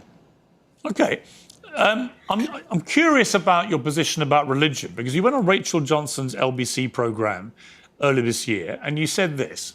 Oh, I didn't know they were talking about this. We are culturally a Christian country. I call myself a cultural Christian. I'm not a believer, but there's a distinction between being a believing Christian and being a cultural Christian. And so, I love hymns and Christmas carols, and I sort of feel at home in the Christian ethos. I feel that we are a Christian country in that sense. And many people thought that was a very incongruous thing to say, because many would argue that your influence has been anti-Christianity in the sense of... Okay, no, I got that. I was thinking incongruous. No, you could be the biggest atheist in the world and say I like hymns and Christmas carols and so on. You could be an atheist and say I love the sound of the Islamic call to prayer. I really love hearing it. It's the best sound in the world. I don't believe in Islam, but I really like the sound of the call to prayer. But there he pointed out, like, wait a minute, you're sounding, when you're talking about liking cultural Christianity and so on, but not liking Christianity and attacking Christianity, there is that issue. Lots of people are interested in that issue, liking the fruits of Christianity, but attacking Christianity. Well, you could say that among all the different cultures, among all the different religions that developed in the world, Christianity seems to be by far the best, and I'm happy to be a part of it. However, I still think that it is time to move on from it to a different future. You could hold that position, right? And it wouldn't necessarily be inconsistent. But yeah, to describe yourself as cultural Christian, I don't know. Interesting stuff. Here you have Justin. David cannot go a minute without mentioning Islam. That was what that was discussion. That's what that discussion was about, Justin. That was about him liking Christianity more than Islam. And he even said, when it comes to people spreading Muslim preachers and Christian preachers competing to win converts in Africa, he goes, "I'm on Team Christian." He said, "I'm on Team Christian." So it's actually a funny little clip. He's saying he's on Team Christian. Here's where I could agree with what AP, with what you were just saying, as far as what could be a reasonable position. Hey, I'm a cultural Christian. I understand that I've been influenced by Christianity. I like it. I think that it has culturally had some good impact, but that doesn't mean that it's true. It just means I like certain things about it. And yeah, we need to move on. The real issue of a kind of inconsistency to me is once you understand that as you're blasting away at Christianity, it's being replaced by Islam, and you acknowledge, wait, I have a bigger problem with Islam than I ever did with Christianity, and you keep blasting away at Christianity without having a plan for how you don't get subjugated by Islam at the end of this, that's what I don't understand. In other words, we've said it before. If you start blasting away at Christianity and you realize you're getting something that you really, really dislike way more, wouldn't you kind of pull back and say, okay, until I figure out how to pull this off, this transition to something better. In other words, if your goal in blasting away at Christianity is to get something better, and in reality you get something worse, it seems like you should step back and say, okay, I need to pause my thinking right here until I know how to replace Christianity with something I like better and not with something I like that is worse. Because what we're all looking at this, and he's been saying for years, Christianity is a bulwark against worse things. And so, but he keeps blasting away at Christianity and getting the worst things and then complaining about the worst things, going, oh, we're getting all these worst things. Yeah, that's what happens when you get rid of a bulwark. You get rid of a bulwark, you get the things that the bulwark is protecting you from. So there seems something weird about it, because he's at the Christianity beast. Yeah, we're at the point in history where he understands, hey, I can't, I'm under death threat in my own country. I can't walk down the street of London without an armed guard or something like that. And I can't even have an armed guard here, so I can't even walk down the streets of London. And he still attacks Christianity. So anyway, I don't know. That's weird. That's weird to me. Makes sense from an atheistic perspective to attack Christianity. Makes sense from an atheistic perspective to say, I like this better or that, I like that better, something like that. it's very weird to say, I believe Christianity is protecting me from worse things, therefore I will attack Christianity and take the worst things. That's kind of odd. All right, take a couple of super chats here. And I don't know if they're going off on it because I haven't seen this part, so I don't know if they're going off on a different topic. Now, there's not much longer, but they're going off on a different topic here. We'll see. Beatrice here says, is there infinity? What is infinite but God? Yeah, we have the idea of infinity in our heads. As far as infinite collection of things, like William Lane Craig has pointed out, you end up with mathematical absurdity. So you think of it out an infinite collection of things. So yeah, if something is infinite, it would have to be God and things that are like attributes of God or something like that. David Wood, you're right. Pei Shab. Hey, why is everyone obsessed with this Pei Shab thing? But don't stop at A. It's only one person. It's only one person. AP should say it too for his loving fans. Else we will think AP stands for apostate. Pei Shab. Not saying it. He's not going to do it. That is not how you convince AP to do something. Come on, you have to do it. Some people have a built-in resistance against pressure and manipulation and things like that. Cult says, SETI, that's the search for extraterrestrial intelligence, has several algorithms that recognize intelligence in signals. It works on human languages, dolphins, and programming languages. Since that's my area, I'm working on trying it with DNA. Oh, that's interesting. Hey, AP, this is going back to earlier when we were talking about coded information. Yeah. Bioinformatics. After biology, I thought about going into bioinformatics. That's a study of biological information. What I found interesting back then was that the first 2 classes that were required in the program I was looking at for bioinformatics, so this is the study of information in DNA. The first 2 classes that were required for the masters in bioinformatics were computer programming 1 and 2. They wanted people to understand computer programming. They wanted people to understand computer programming to get their minds around information in DNA. I always thought that was interesting. Like, hey, in order to get your mind around this, what's going on in your cells, first study computer programming. That's kind of funny. That is. Joshua here says, I get it. Heavenly equals sky plus father equals daddy, but heaven is hyperbole of the unseen realm and God is above the heavens as described in Psalm 113:4.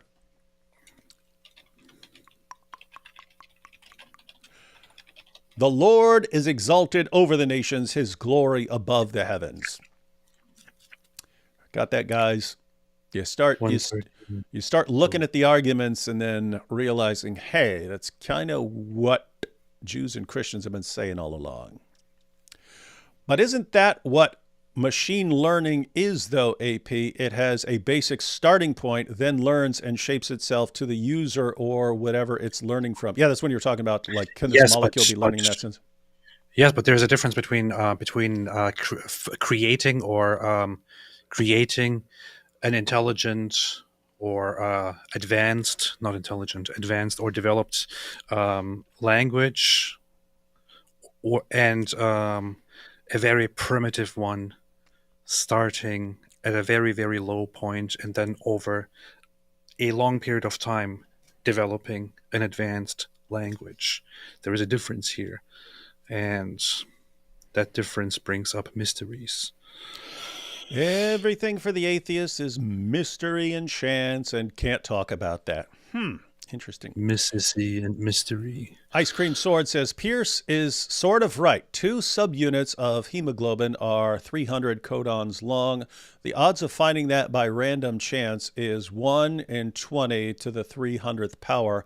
Most genes are statistically impossible to find randomly. Yeah, that's what I was mentioning. Either that when you're talking about, isn't there the idea that that the point of that calculation there is that is for unguided formation of life, as opposed to guided, which could be intelligently designed or. Well, they're just talking about proteins. Okay. Yeah. So anyway, here's the issue, AP, because this is why back in the day, back when they decided for us that life can just form on its own, they did not understand how complex a living cell was. They thought it was very simple. They thought there were cells in living organisms were tiny little blobs of protoplasm, and they thought it was very simple.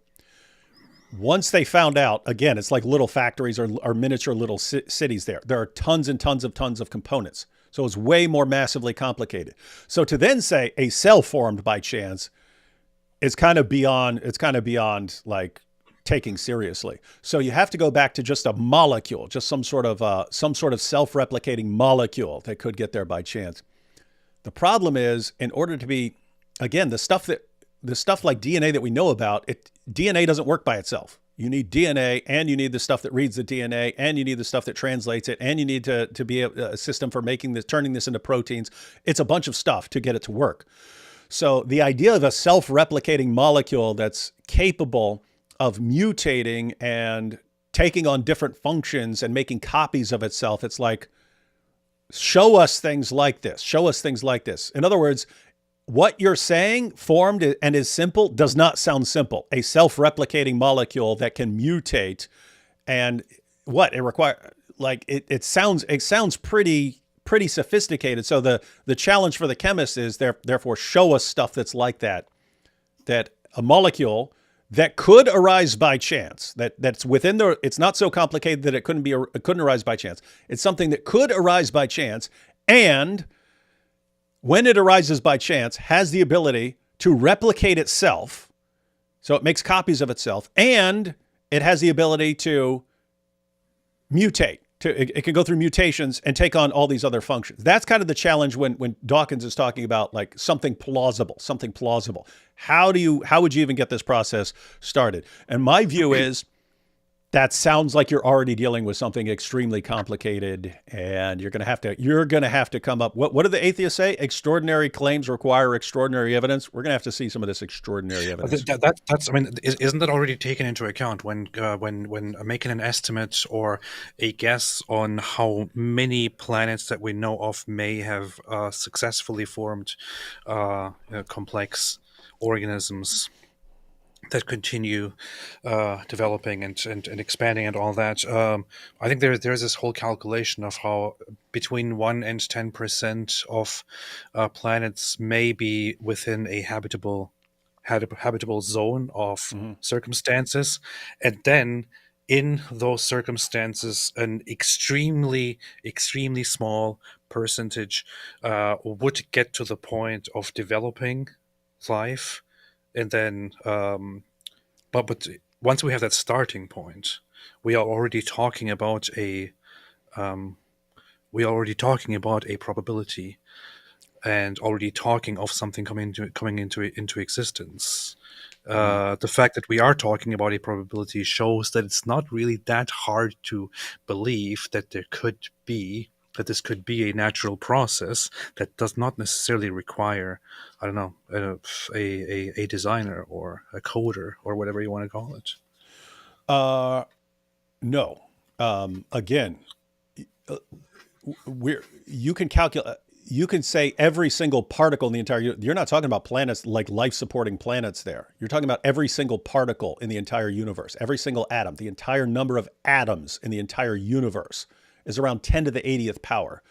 So when you're talking about the odds of this forming and you end up with 1 in 10 to the 100 and whatever power, you're talking about something that's less probable, far less probable than picking one random atom out of the universe. Like if you said, hey, I've chosen one atom at random out of the universe, you go ahead and pick it and see if you get it by chance. Astronomically improbable. Guess what? The odds of getting a basic living of a protein, just one protein, medium length protein by chance, is massively beyond that. So that's the idea. If you're talking about a self-replicating molecule forming that's capable of mutation, that's the idea. You need to show us something like that and show us the odds of it forming. Because what's Dawkins say? We don't have it, right? We don't have it.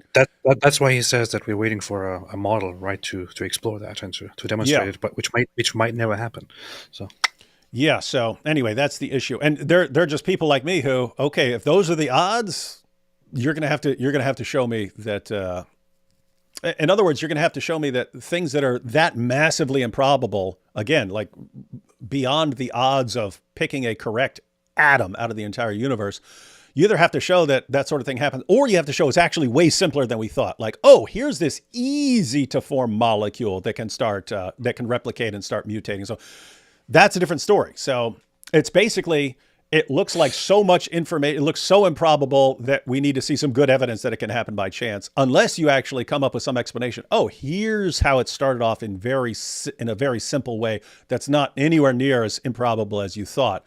But as of right now, it's kind of like, yeah, we're working towards that. Okay, well, let us know when you come up with something. Until then, well, really to me, it sounds like Richard Dawkins is really understating the difficulty and the improbability of it, and you are overstating the improbability and the difficulty of it. So you're both wrong. Shame on both of you. No, I also am understating how improbable it is, because it's even worse. And you'll be refuted on this. Dawkins once said DNA is the same as computer tape. Yeah, Bill Gates actually, he said that DNA is like the information storage in computers. He said, except DNA is far more sophisticated. In case everyone knows, a teaspoon of DNA, a single teaspoon of DNA, could hold. Tastes very good.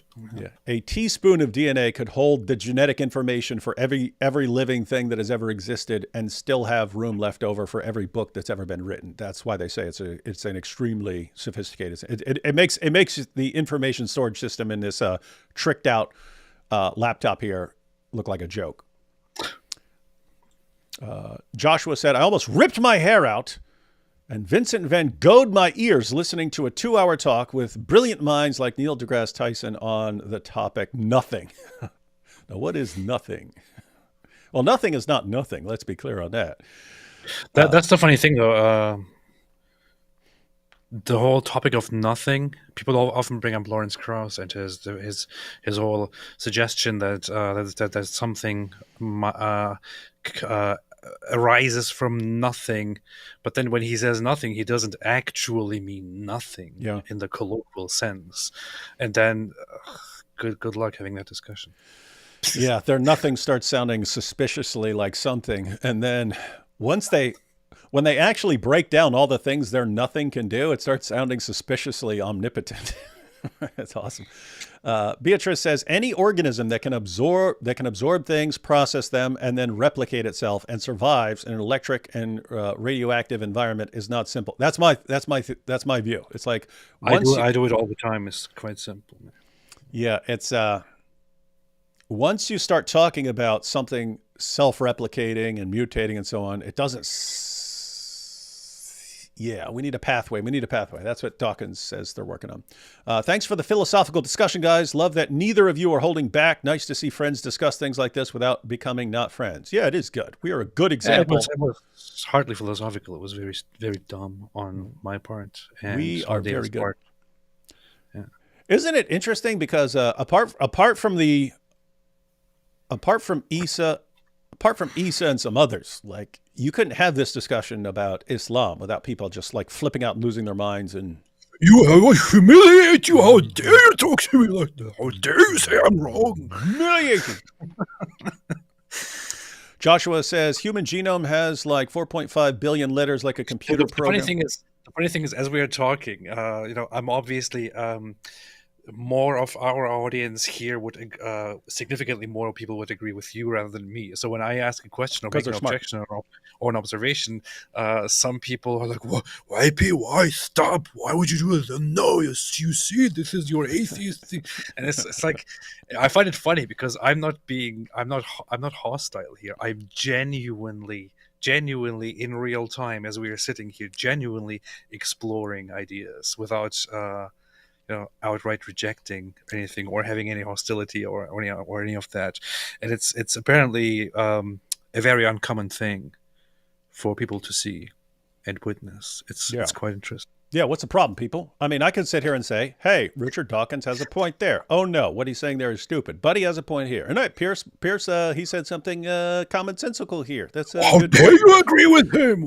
Here he said something stupid. You can acknowledge good points and bad points and so on without flipping out. So Joshua says, human genome has like 4.5 billion letters, like a computer program of 0.0011111. DNA equals double helix structure, and not seeing design in biology is, yeah, I have to say, it really, really, really looks designed. And therefore, if you look at something and you say, everything I know of that has this kind of complexity and sophistication is the product of design, then I would say if you're saying, oh, but this thing, even though it's massively more complicated than like a book or something, it's actually not design, then you do need that plausible pathway of it developing by chance that Dawkins is talking about. It's kind of funny. I play with this thing very often, and some people speculate on what this is and ask if this is a prayer rope or a tefillin. It is actually a prayer rope. I just want to clarify that. Robe? Did you say robe? I said rope. Oh, rope. Which, okay. Yeah, a prayer rope. Didn't look like a robe to me. My wife gave to me, and I find it very, very, very interesting. I use it so in prayers. I pray that scientists can finally explain how life can form on its own. That's what I do all the time. Yeah. Snudrick says, life begets life is rule number 1 of biology, based.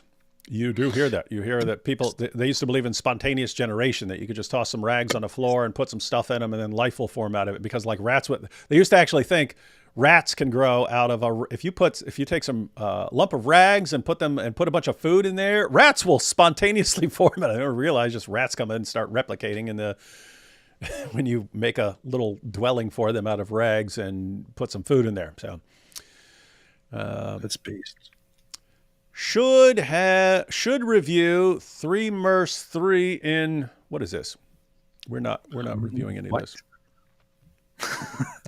Beatrice says, Dawkins didn't only claim accidental code. He gave this code a bunch of apparatuses for absorbing, reading, and replicating. Yeah. It's not just, simple little thing. No, it's extremely complicated thing. AP, get some wings and drink a Red Bull. I should. Bo Rudder said, you should have invited James Torr. If anyone wants to tell James Torr to join us, they can do that. So tell James Torr you want him on here. You can jump on with us. And then we'll get Professor Dave to flip out and lose his mind over everything. Isn't saying self-replicating in essence an argument against God creating it? Isn't saying self-replicating in essence an argument against God creating it? No, it's mainly... Not necessarily. Yeah, not necessarily. You could say God created a self-replicating molecule or self-replicating life or something like that. It's mainly... It's absolutely 100% required for a naturalistic explanation. Because you could get the most sophisticated molecule in the universe. If it can't replicate itself in some way, you're not getting anything else. So the question is, how do you get to the diversity we see, or diversity of life, living things we see around us? Something has to be replicating itself. And you don't want to start with something extremely complex like a living cell, because how did you get the living cell? So you're going back to something that, in theory, hypothetically, could arise by chance. But a molecule forming by chance does not get you, is not helping you get to life unless it can replicate itself. And in other words, suppose by sheer luck, this laptop formed by chance, by itself. There was a big tornado whipping around and some elements and so on, and this laptop formed by itself. Guess what? That laptop would just sit there forever and rot. Doesn't do anything. If you wanted more laptops and more sophisticated stuff to develop it from it, you need somehow the laptop forms and can replicate itself. So when Dawkins is talking about a self-replicating molecule, he's talking about like the bare minimum to get the entire process started. You could have the most sophisticated molecule in the world. If it does not copy itself, it is not helping you get to what we see around us. So he's talking about what is required. And he says they're working on it, so trust him. Maroney says, Dawkins is an evolutionary biologist, but Dr. James Tour has been exposing the dilemma of a prebiotic origin. It's not possible for science to reproduce. So yeah, and I pointed that out. Dawkins is an evolutionary biologist, so how are things developing and so on. Then you have origin of life stuff. So how do chemicals come together to form life? That's the question.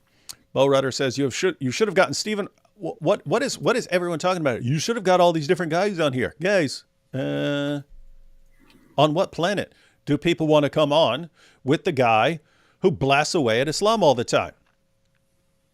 You should have invited the Pope. Yeah, we should have gotten Richard Dawkins and Stephen Meyer to have a discussion on here. No, you should have invited the Pope. Guys, this is why we'll watch clips. We'll watch clips from experts in various fields, and then we will discuss them. That's what we do. That's what we do. We listen to these guys. That's what they do. The world may never know the Tootsie Pop theory. It's before your time. How many licks does it take to get to the Tootsie Roll center of a Tootsie Pop? The world may never know. And that's now Dawkins' response. I might do that. I might play that old commercial and then put Dawkins in. We may never know. It's going to be a fun little clip.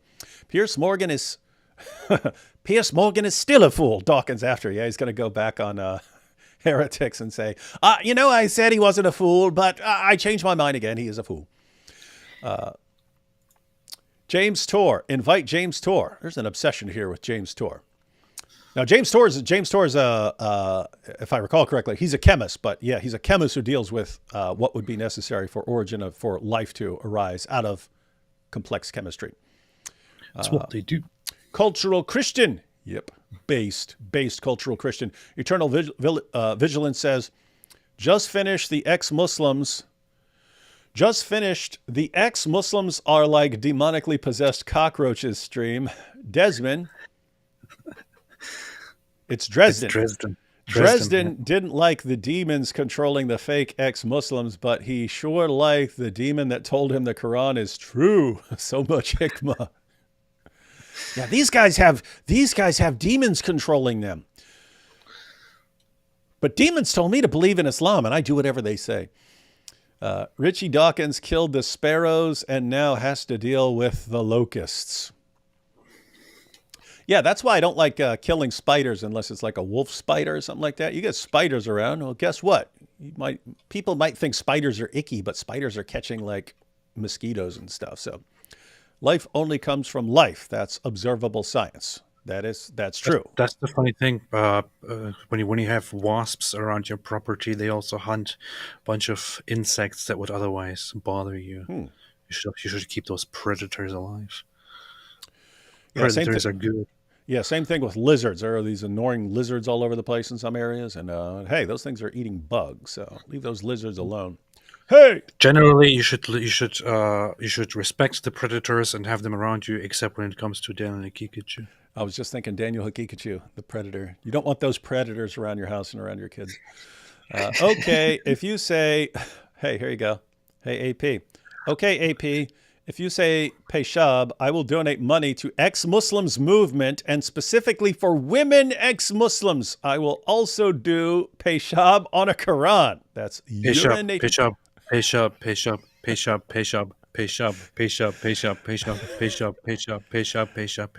And now you have it, Hu Jintao. You know what motivates AP now. No mystery. Dawkins is talking about mysteries and stuff. No mystery on what motivates people here. Ash says, if we take into account the infinite monkey theorem, given the size of the universe, it may not be illogical for this to happen on its own. However, this by any means is no good argument against God. No, that's the idea. Ash, it's not good. If you're talking about the universe, again, you can calculate entire number of particles, upper limit of how fast they could be interacting with each other and all the time. You could have 1 billion monkeys typing away at a computer for the entire duration of the universe, and you're not getting more than a couple sentences basically by chance. You're not getting more than a couple coherent sentences by chance. So that's the point. It's the argument was more plausible back before Hubble and later on the background radiation and so on. Before you knew that the universe had a beginning, infinite amount of time is different. If you say infinite, then some of the stuff starts becoming more plausible. Finite amount of time, even if it's billions of years, is not helping a whole lot. Mm-hmm. Let's see. Ida says, AP, here you go, AP. AP, what would convince you? Oh, I guess this is tied into, hey, Richard Dawkins, what would convince you that God exists? His ultimate answer was, I suppose nothing would. In other words, even if God existed, there was nothing God could do to provide evidence that would convince Richard Dawkins, because he could always explain it by appealing to alien tricksters or something like this. But if the assumption is AP is different, AP, what would convince you that God exists? Probably any sort of like miracle that happened and like was observable to you or something like that, right? Things like that. That's what I would say, and I gave the example of the miracle of the descending leg, which is where the leg descends from the sky and attaches itself in plain view to the body of a guy who is missing his leg, or a person, whatever. But honestly, I mean, if I'm going to answer this question honestly, I would say at this moment, I don't really know. But definitely not a discussion, which is why I generally don't like these arguments. Definitely not a discussion about the possibility of the existence of God based on, I don't know, cosmological arguments, teleology, and so on. I don't think that these are actually arguments that bring a person to the belief in God, or vice versa. Au contraire, mon frère. I would say it has to be a more personal issue. Yeah. That is interesting, because there are, and what this shows is that basically people are different. So you got people like Dawkins, nothing will convince me, but then you have people who can be convinced, but it can be completely different ways, right? So, like, in other words, other people look at like the cosmological argument, they go, "Wow, that's a powerful evidence, so I believe in that." And AP's saying, "Nope, got to be something different." Yeah. AP's sitting there. Here's what God would have to do to convince me. Ash says, I say we can't prove or disprove gods via empirical scientific means. We can use them, but it's ultimately a philosophical discussion. I'm a theist myself. Yeah, what I would definitely agree with, Ash, is that the scientific arguments, they can get you kind of pieces of the puzzle, but they don't get you all the way to like God of Christianity or God of Islam or something like that, right? Like you could say cause, and Dawkins was talking about this. He'd say, hey, yeah, maybe there is, some being that caused it or something like that. That's a long way away from a God who is going to judge you and an afterlife and all that, those kinds of things. So yeah, I would agree. I would say it's more like this. It's more like, hey, looking at the evidence from cosmology, this fits pretty well with theism, and it doesn't fit very well with naturalism. Looking at the origin of life, well, that kind of fits pretty well with a theistic view where you have something that can enter all this genetic information into the system versus happening by chance and so on. So it's kind of more like that. It's more like, hey, it's like it's narrowing down the options for you. It's like it's narrowing down the options for you. But yeah, you need more than that. You need other kinds of historical and philosophical claims and so on. Look at this hostility coming from the Dawkian. It's the AP, the hostile. Engineering is people trying random ideas, and the ones we use are those that survive the marketplace. Human intelligent designs are very Darwinian. And look at what you just said, intelligent designs. So that's the issue. And that's the issue. There's intelligence involved in designs. And that's the point. It's hard to get your mind around non-intelligent design. You can understand the process of evolution, but you're still dealing with a couple of huge steps in there. It's kind of funny. It sounds like a compatibility of evolution with creation, which is what some people believe. When I became a Christian, I read Tornado in a Junkyard to get some perspective on this. Having a tornado go through a junkyard and leaving behind a 747 helps you imagine how improbable this is. So yeah, that's what it would take, something like that to get you like a fully functioning life form or something like that. And that's why they'll argue that they're actually simple things. So a tornado in a junkyard, could two things come together that perform some function and so on? And you got to get more. You got to get smaller steps, and that's what Dawkins says they're working on. We'll see. That's the Darwinian perspective, right? That's and it's also what Dawkins is basically saying here. He doesn't argue that you could naturally or by accident or randomly have a fully functioning human, for example, come into existence. Yeah. It would have to be the simplest, the most primitive step, which then over time advances through different means such as natural selection.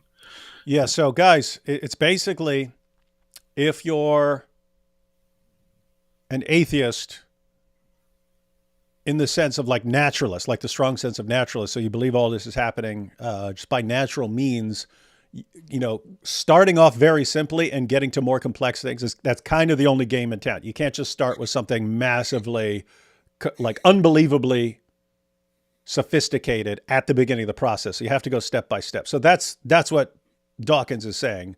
This is what chemists are working on. And the skeptics about that entire project are basically saying, given what you need to get, we don't think you're ever going to get that. We don't think you're ever going to come up. Keep working on it. Keep working on it. But it is so, the steps required are such leaps, we don't think you're going to get there. But yeah, by all means, keep working on it. And then and then saying, maybe we don't. Guess what? We're not omnipotent here. So maybe we never figure it out. We're not omniscient either. So maybe we never figure it out.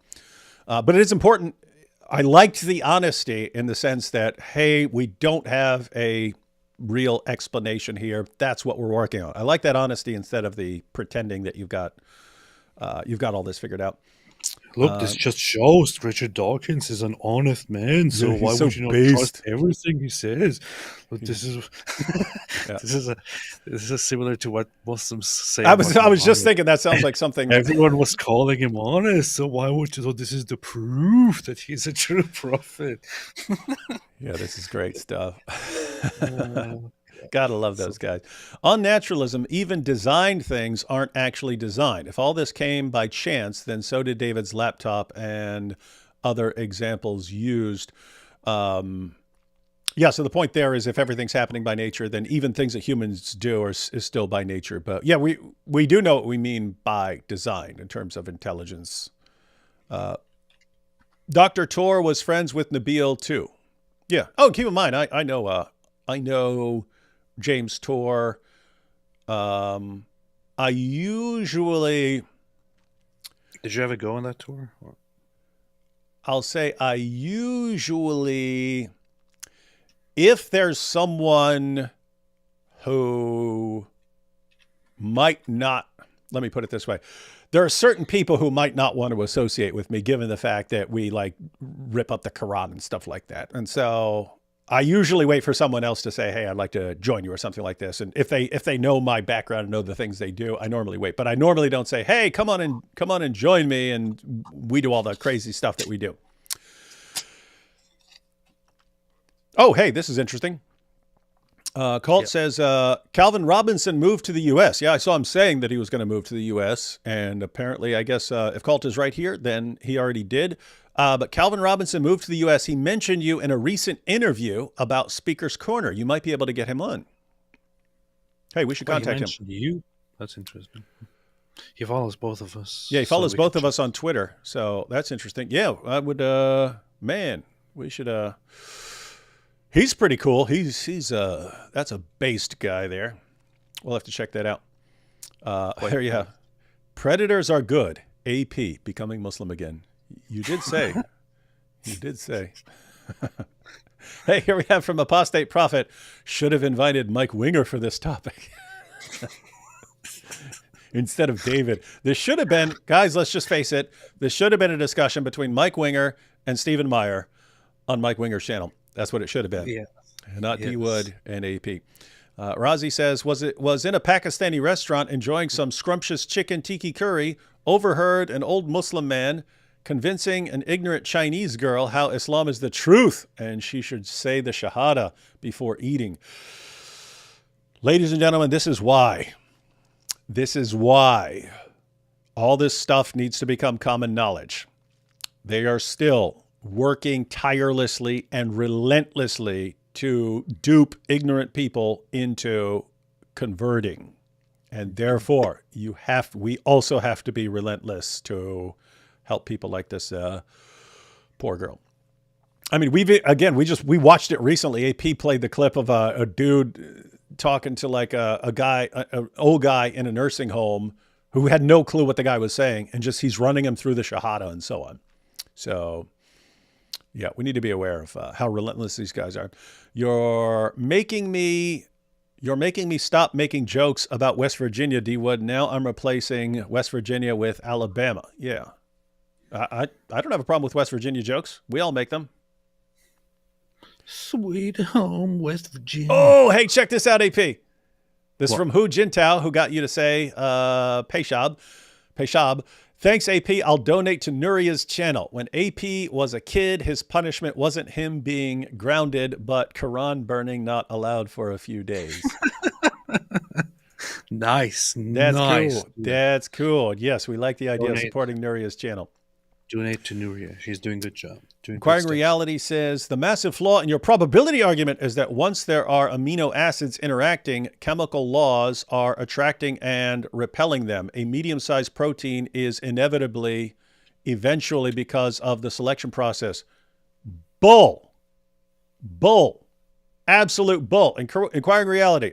Get a chemist on here. Ask them about getting meaningful long length chains of amino acids by chance. Go ahead, break down the probabilities. I have to say, Inquiring Reality, you have no freaking clue what you're talking about. If you want to go into more on this, I'd be happy to. We can actually break down the probabilities involved here. Jeez, Nuria Khan's appearance on Andrew Gold's Heretics is at almost 600,000 views. Dope. What's yours up to? Well, I don't. Let's see. I don't know. Have to check it out. Oh, mine is at 440,000. This is amazing. That's still dope, man. That guy's got a. Mine was 3 months later, 3 months after Nuria Khan. Ours are some of the top videos on his channel, which is great. That's pretty cool. Yeah, so that guy has a really good channel, and lots of people are watching it. So super cool. Yeah. Whatever he's doing it right. I hope he keeps crushing it. Imagine who because he's a Jew. That's why. Imagine same conversation, but Andrew Tate as interviewer. That'll be funny. Andrew Tate. Andrew Tate having this discussion and trying to show our good friend Richard Dawkins the truth. Let me just ask, Richard. If things formed by chance, then how am I so great at sex trafficking? Explain that. Fear of getting beat up. Sadly, I didn't speak out. From Razzie. No, you're cool. You're cool, Razzie. You don't have to fight on every hill. I think that was about the Muslim guy converting people. Hey, by the way, look at it. We're talking about Richard Dawkins. Speaking of it, Richard Dawkins' interview on Andrew Gold's channel was 8 months ago and has 410,000 views. Ooh. Mine was 2 months ago and has 440,000 views. Ooh. You see, Richard Dawkins, loser. Yeah, no one's interested in Richard Dawkins anymore. People only want to hear from AP, Nuria, people who are more relevant to the discussions that are going on right now. More relevant, ladies and gentlemen. Oh, so hey, Razi, as far as speaking up and so on, keep in mind, even if you're in a public place or a restaurant or something like this and someone's bringing stuff up, you can bring stuff up. We've talked about this before, but you can bring stuff up in a aggressive fashion, be like, "Hey, I hear you talking to her about Islam. I was wondering, that sounds interesting. Could I ask you a couple questions?" And you can ask some questions and completely derail the dawah. Questions by informed people completely derail and destroy dawah. That's why they only look for ignorant people nowadays. And completely serious about that, guys. They will actually run once an informed person shows up to the discussion. You guys should check out RFK Jr. talk about his spiritual journey towards God, being a former atheist and motivated by Carl Jung, humble man. Hey, that's interesting. I haven't heard that before. I did hear him talking about Israel, and he seemed very intelligent. Like he actually knew the background and knew why a lot of the claims that are circulating at the popular level are actually stupid and complete nonsense. So I heard some crazy things from RFK Jr. So it's kind of that's the difficulty. What do you do when you got someone who's making brilliant points over here and has like wild conspiracy theories over there? But with that said, I don't know enough about him to whether I should take the theories, the wild theory. People can say certain things that if you're not familiar with it, you go, "Wow, that's crazy." Well, it may not be crazy because there is stuff that you're not familiar with that may actually be true and it would sound crazy to you and so on. But he, I don't know. He is an interesting fellow there. Interesting I'll have to figure. check that out. Let's see. A couple more. Almost done here. Ben B says, when they replicate this molecule, they'll prove it requires intelligence because intelligent people were needed to create it. Yeah, so the idea there is, imagine scientists working in a multi-million-dollar lab with 5 PhD scientists all working on the project. And suppose they spent, their entire careers and eventually they're able to create life. And then the conclusion is, therefore, it doesn't require intelligence. Well, that would be stupid. So the real goal is to work in your multi-million-dollar lab with all your PhD scientists and dedicate your entire careers to figuring it out. But then at the end of the process to show, and yet this is something that could have happened naturally. So we've used all this to show that something has happened naturally. But yeah, it to me, it's like AI when, like, suppose all these programmers and so on can create something that is eventually get to the point where they can create a real artificial intelligence that is actually self-aware. The idea that, well, this is how life could become self-aware. Oh, it's different, right? I mean, these are you guys working really, really tirelessly in labs and stuff. So yeah, the real goal is to use the labs to create something and then to show how it can happen without you being involved in the process. That would be the goal, but they are not there yet. They're not there. Morpheus said Carl Jung was an occultist. Carl Jung did have interest in some kooky woo-woo stuff. And this is the problem with, it's kind of similar.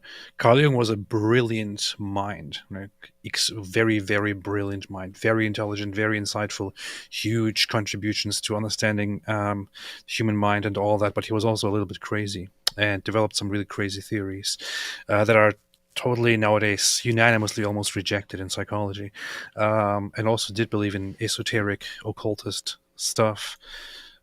But this is how multi-layered people are. Multi-layered. There's layers. Tiramisu, ladies and gentlemen. Carl Jung is tiramisu. Sweet home Alabama. Khadija, I'm coming home to you. Change it to Aisha. Change it to Aisha. I like the Alabama. We should have that as like a dumb Dawa argument. Yes, Alabama's going to become Alabama once we take control. It's so powerful.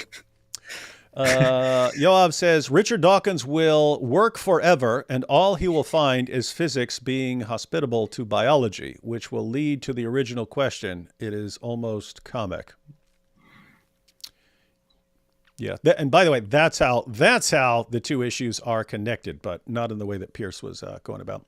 Ash says, honestly, I used to think RFK is a conspiracy theorist until I actually listened to him self-talk. Huh, okay, so maybe you're saying if you just listen to him, then he sounds coherent and sane. I have to say, I mean, I listened to him on a couple things, just the clips that were circulating, and On the issue of Israel, he was making a lot more sense than a lot of politicians out there. Are stories in the Bible like the 7-day creation in Noah's Ark? Those are separate issues, and Noah's Ark supposed to be taken literally? And if not, why not? That depends on your view. There are Jews and Christians and so on who see 7 days and they think, okay, 7, basically roughly 24-hour days. And there are others who say, no, these are representations of, eras or something like that. And there are people who think, no, these are actually symbolic or something like that. And they don't. But the people. Yeah. So anyway, that's there are different views. But yeah, AP pointed out. Any fast facts to disprove the HCOS deniers? The problem with the whole Holocaust issue is that that there is a ginormous amount of evidence that whenever a doubter comes along and raises these idiotic objections, people don't even know where to start because there is such a ginormous, huge amount of evidence. But one thing would be to just suggest certain websites that are not just websites, that are actually official, from the Holocaust Museum, the Holocaust. I don't know, list some of them. But some basic points that you can also raise would be that during the Nuremberg trials, multiple people in high positions admitted to being part of the Holocaust, but only following orders. Of course. Yeah. But by the way, the very important point we just said there, guys, at the trials. So these guys that were captured, some of them ran and stuff. Some of them were, a lot of these guys went to trial and so on. Their defense was not, what are you talking about? There was no Holocaust. Their defense was, we were following orders. We had to. They would have come at us. So their defense at their trials about the genocide that they carried out, their defense was, we were following orders. Their defense was never, what are you talking about? That's all made up. What? We weren't putting them in ovens. What are you talking about, liars? We weren't doing any of this stuff. That's not the response. Yeah. Adolf Eichmann was one of the people who was also tried in Israel, who was controversially captured by Israel and brought to Israel, and it was broadcast to the whole world. I mean, I think you can pretty much watch the whole thing. He was tried in public and had to answer for his role in the logistics of the Holocaust and all that. You have Albert Speer. I have his book right here. He admitted directly. At first, he said that he had no knowledge of the Holocaust. And then we have later letters from him in which he admits that he was actually present during the my mind, I suddenly can't remember the most well-known document. the Wannsee Protocols. I know the feeling. The Wannsee Protocols, where they discussed and formalized and agreed on the complete annihilation of Jews throughout Europe. He admitted that he was totally aware of it and was even there, and so on. It's so incredible. You also have Hitler's speech where he says directly, if the Jews once again make the world fall into another world war, then the result of this will surely be the annihilation of the Jewry. That's what he said, and then he himself started the war. It's just it's so stupid, I mean, I don't know. Go to a Holocaust museum or go to United States Holocaust Memorial Museum. They have it all laid out. Yeah, you can search the archives. Yeah, you have the photographs of taken by the Allied powers when they're going in these camps and so on. You have, guess what? The Germans kept records. They kept records of what they were doing. They have piles and piles of documents recording what they did and who they were doing it to, and so on. So this is not some great mystery. The deniers it's the same thing with Dawa. We've all heard about the Holocaust. The incredibly vast majority of people didn't research the documents or the trials and so on. So you have people who swoop in and make a bunch of claims in an atmosphere of ignorance. If you don't know about the sources and don't know about the documents and don't know about the trials and all this stuff, you can kind of sweep in and say, did you know this is all just made up? Did you know they're making stuff up by the Jews are making this up? And if you have a bunch of people who are already mad about Israel and stuff, they'll believe a bunch of this nonsense. So, yep. I mean, the main figures immediately knew what's going to happen to them. They started fleeing the country, changing their names, hiding in Argentina, and so on. They didn't just do that because they thought, oh yeah, we lost the war. Mm-hmm. They knew exactly what they did and what was going to happen to them. Mm-hmm. Here we have Lewis saying, much love. Yes, much love. Got Moxie here says, how to preach to anti-Semitic peeps when Jesus is one. When Jesus is one. How would you preach? AP, how would you preach the gospel to an anti-Semitic person when Jesus is a Jew? So you got someone who's anti-Semitic, hates Jews, and you want to preach the gospel to him, the gospel about Jesus, when Jesus is a Jew. How would you go about that? I would open the New Testament. What is that, John? Is it 4? No. Hey, wrong. He's not saying someone... 4:22. No, they're not saying here. They're not saying, hey, what about, the Groypers who claim to be Christian and they're anti-Semitic, and how would you point out that Jesus is a Jew? They're saying, hey, if someone hates Jews and you want to preach to him that he needs to believe in Jesus, and the person's like, what? I'm not believing in that Jew. Is that really it? Because it seems like you inserted the gospel part, because the super chat just says how to preach to anti-Semitic peeps when Jesus is one. See? Well, if you're including Jesus in there, and it seems like you're preaching about Jesus to a person who doesn't like Jews. So how would you go up to some rabid anti-Semitic person and say, hey, you should believe in Jesus, when the person's like, what? He was a Jew. I would say sort out your issues first. I don't know. What do you say? Yeah, got Moxie there. It sounds like you would have to deal with the person's anti-Semitism first. And I would suggest Greg Kokel's book, Tactics. He doesn't deal specifically with anti-Semitism there, but he deals with getting to people's foundations for why they believe certain things by asking them questions and so on. And so, yeah, you'd have to deal with that first, and then deal with the preaching. All right, guys, so they're going off to a different topic here. We've been going almost 4 hours here, so we'll go ahead and cut it off here. If you're interested in this discussion that follows up, the follow-up discussion, matter of fact, let's just see what his brief response is. What's up? Quick addition to that point. I get a lot of hate from gropers who like to grope people, and others on Twitter when I for example say Jesus was a Jewish. Like, oh, dare you! How dare you! I don't know if you've seen it. I sent you a link the other day. Nick Fuentes had a debate with, or a discussion with Sneeko. He told him he's Jewish. He literally there said, and Jesus, he himself, he was Jewish, and of course he also referred to God as Yahweh, which of course in Hebrew, because he was Jewish, means this and this and that.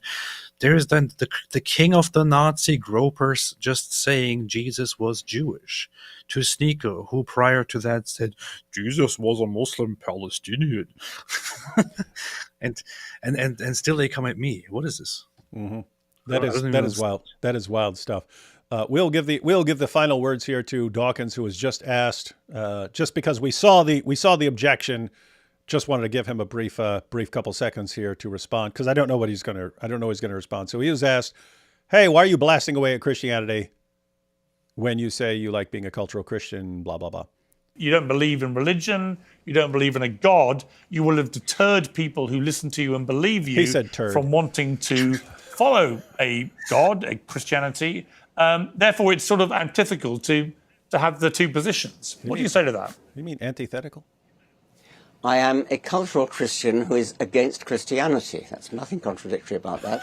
I'm a cultural Christian in the sense that I know the Bible, I know hymns, I know carols, I like churches, I like cathedrals, I like cathedral choirs, I've sung in that kind of choir.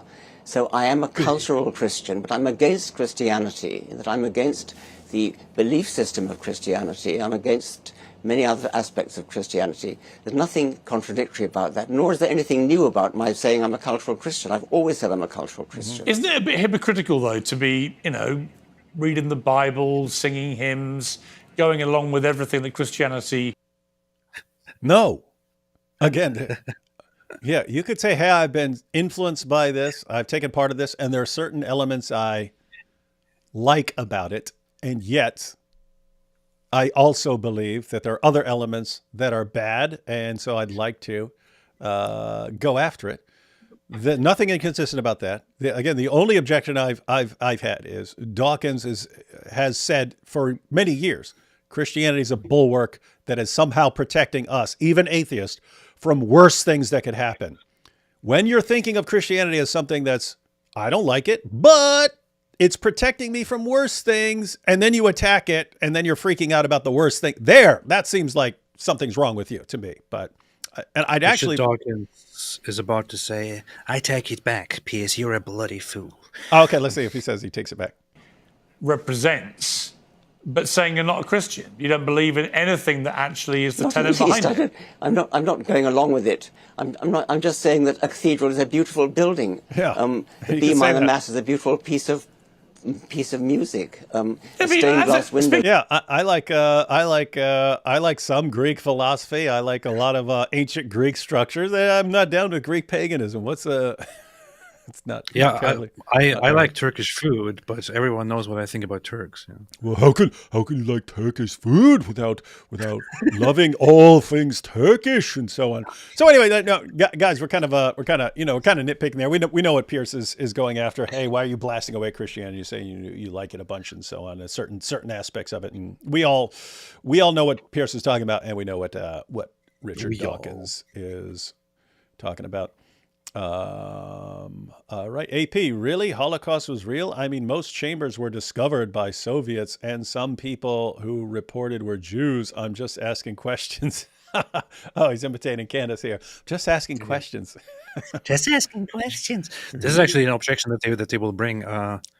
But you are actually even being like with this joke here, even being too charitable, because they will say stuff like, "Oh, how can we trust the Soviets? The Soviets were the ones who discovered the concentration camps." That's not true. They will argue stuff like that, and then when you respond and refute it, they will just ignore it and jump to the next topic. That's what they do, because they just that's what they do. That's what they do. They don't actually care about facts. They just care about hating Jews. They only care about their feelings. And facts don't care about your feelings, people. Concentration camps were discovered by Soviets and by others, and the facts were established independently. The facts weren't established by the Soviets. Mm-hmm. We don't depend on the Soviets. And you heard it here, folks. All right. Well, again, I will be at a conference next weekend. So if you're in the El Paso area, hope to see you there. Show will probably be live later this week. And man, I would like to get a video out going through some of the awesome stuff that Richard Dawkins said would be dope. Wait, when are you in El Paso, Mexico? Next weekend, going there, getting there Friday night. It's an all-day conference on Saturday, and then heading back on Sunday. Based. It'll be super based. It is totally based. You shouldn't ruin the rhythm, though. You should grab someone super dope to go live on Saturday. So I'm not gonna grab people. What are you talking about? You got to grope them. You got to grope them. Become a groper and grope someone into joining you next Saturday. Yeah, I'll probably do. I will definitely do a live stream on Saturday. Good. Might even do one on Sunday by myself. And if I'm back in the hotel and there's good internet, and you're talking about an interesting topic, I might jump in from the hotel. But I won't know what the situation is until I'm down there. All right, everyone. Thanks for joining us. It was a fun discussion to watch. In spite of Pierce's weird just interruptions and so on, was some interesting stuff in that discussion. So I actually liked it. And all right. And the link, if people want to continue watching the discussion, because they talked just based on the topic. So at that point where we cut off, they were going into whether Richard Dawkins is inconsistent for saying he's a cultural Christian, but having a problem with Christianity. And after that, I didn't see it, but I think they start talking about trans issues or something like that. But that was in the title, so it must have been after that because I started towards the beginning. So anyway, if you're interested in that, the link is in the description box.